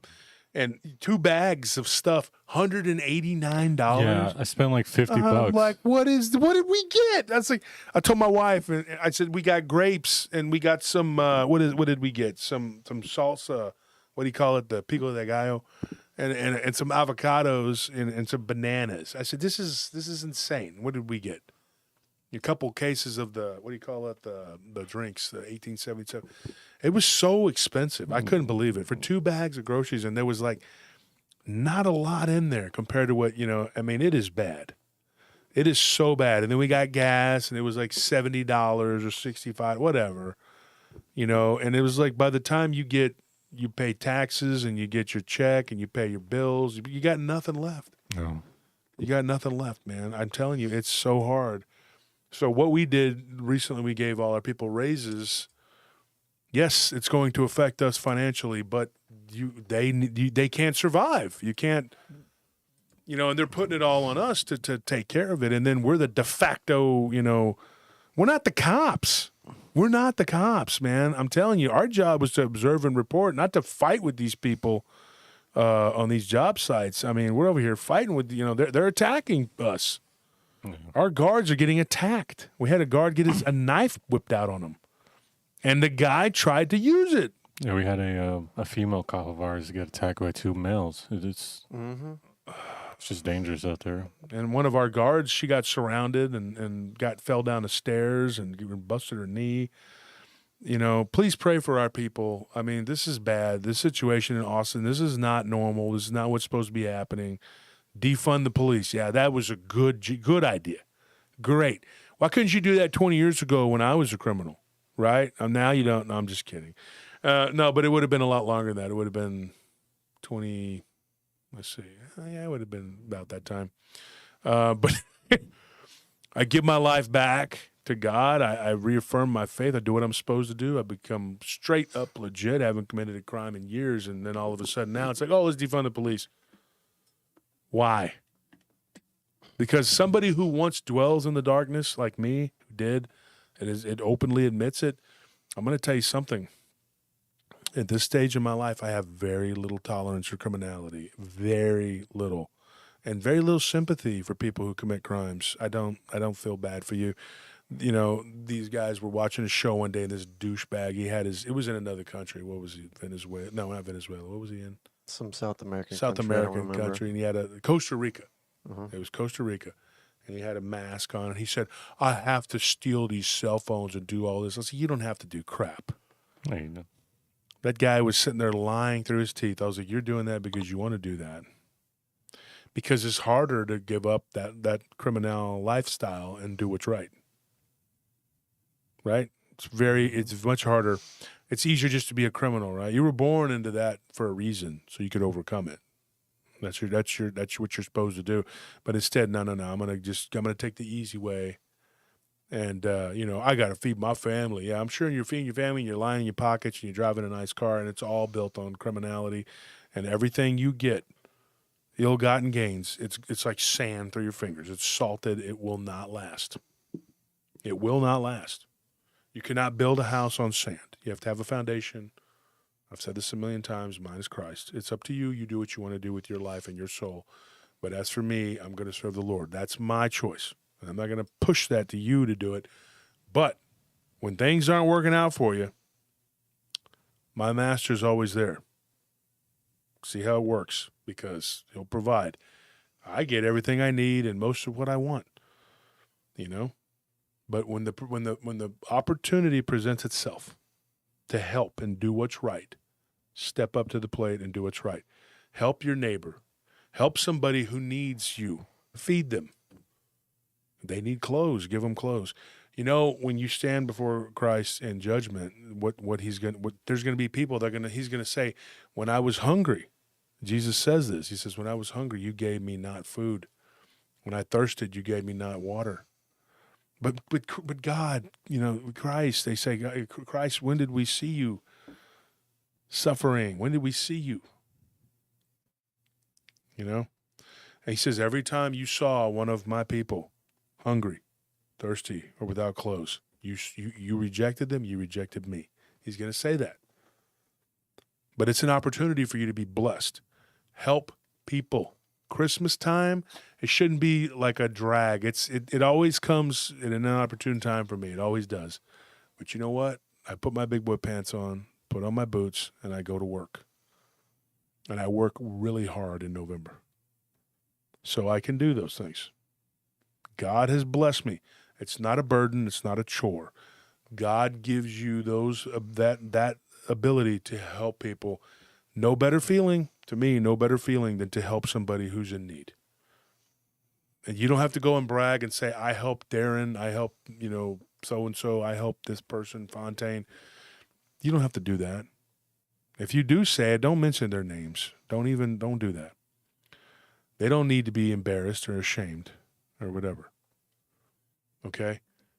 Point it out only in the way that you teach people to do the same thing and follow by example, because we're supposed to follow the example of Christ. That's it, period. That's all you got to do. There's a lot of people that talk and I want to walk the walk, and they don't put the money where their mouth is. Now, I'm not one of those people, neither of these guys next to me on this table. We don't do that. We've done it year in and year out with little fanfare. We just say, hey, we're going to do this. Nearly all the money we get right now till the end of the month, going up to Christmas and everything, it all goes towards helping people. It's going to happen. We do it every year. I like to give something to people that they can't normally get. We do it every year. You can ask Trey Felton. Hit him up. Ask him if you think I'm joking. Thorndale meat. We do it every year. We get a huge order of meat and we give it away to a lot of people. Some of them are in our own family. They can't afford it. They don't have the money. So we got to help them. It's your job to help your brothers and sisters. And if you don't have money, you know what you can donate that's even better than money? Time. Yeah. Time is more valuable than money. Don't ever let them trick you into thinking it's not. A lot of people, they lose track of that. You don't get that time back. You'll make the money back. You won't get the time back. Folks, I love you. I really do. Thank you for everything. Thank you for the donations, for the people that donated. Thank you for everybody that did everything that they were supposed to do. What are we doing here? We got people asking before we leave. We had to. They just kept asking over and over and over.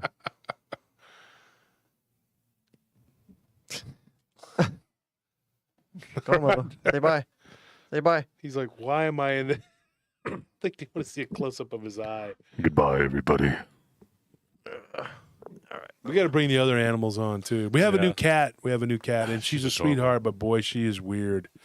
She likes to go in the restroom and yell at herself in the mirror. She goes, meow, meow, meow, meow, meow. She puts her paw up, and she's reading herself the riot act, and I'm over there watching, and I'm like, her name is Honey Butter. Oh, I didn't name her Honey Butter. Anthony keeps calling her Honey Boo Boo. Yeah. My wife's like, Honey Boo Boo. It's not Honey Boo Boo Child. It's Honey Butter. But she likes to. I went in there today because she woke me up because she's so loud, and I walk into the bathroom and I'm like, this this cat is like going off on itself in the mirror, and I'm just like, what in the heck is this? She's young. She's like, I think she's only like 2.5 months or something like that. But she's cool. She's not a little kitten, but she's still young, you know. And Elvira went up to say hi, and she was like, Psh. And Elvira, such a sweet little dog. She just kind of goes, you don't want to play?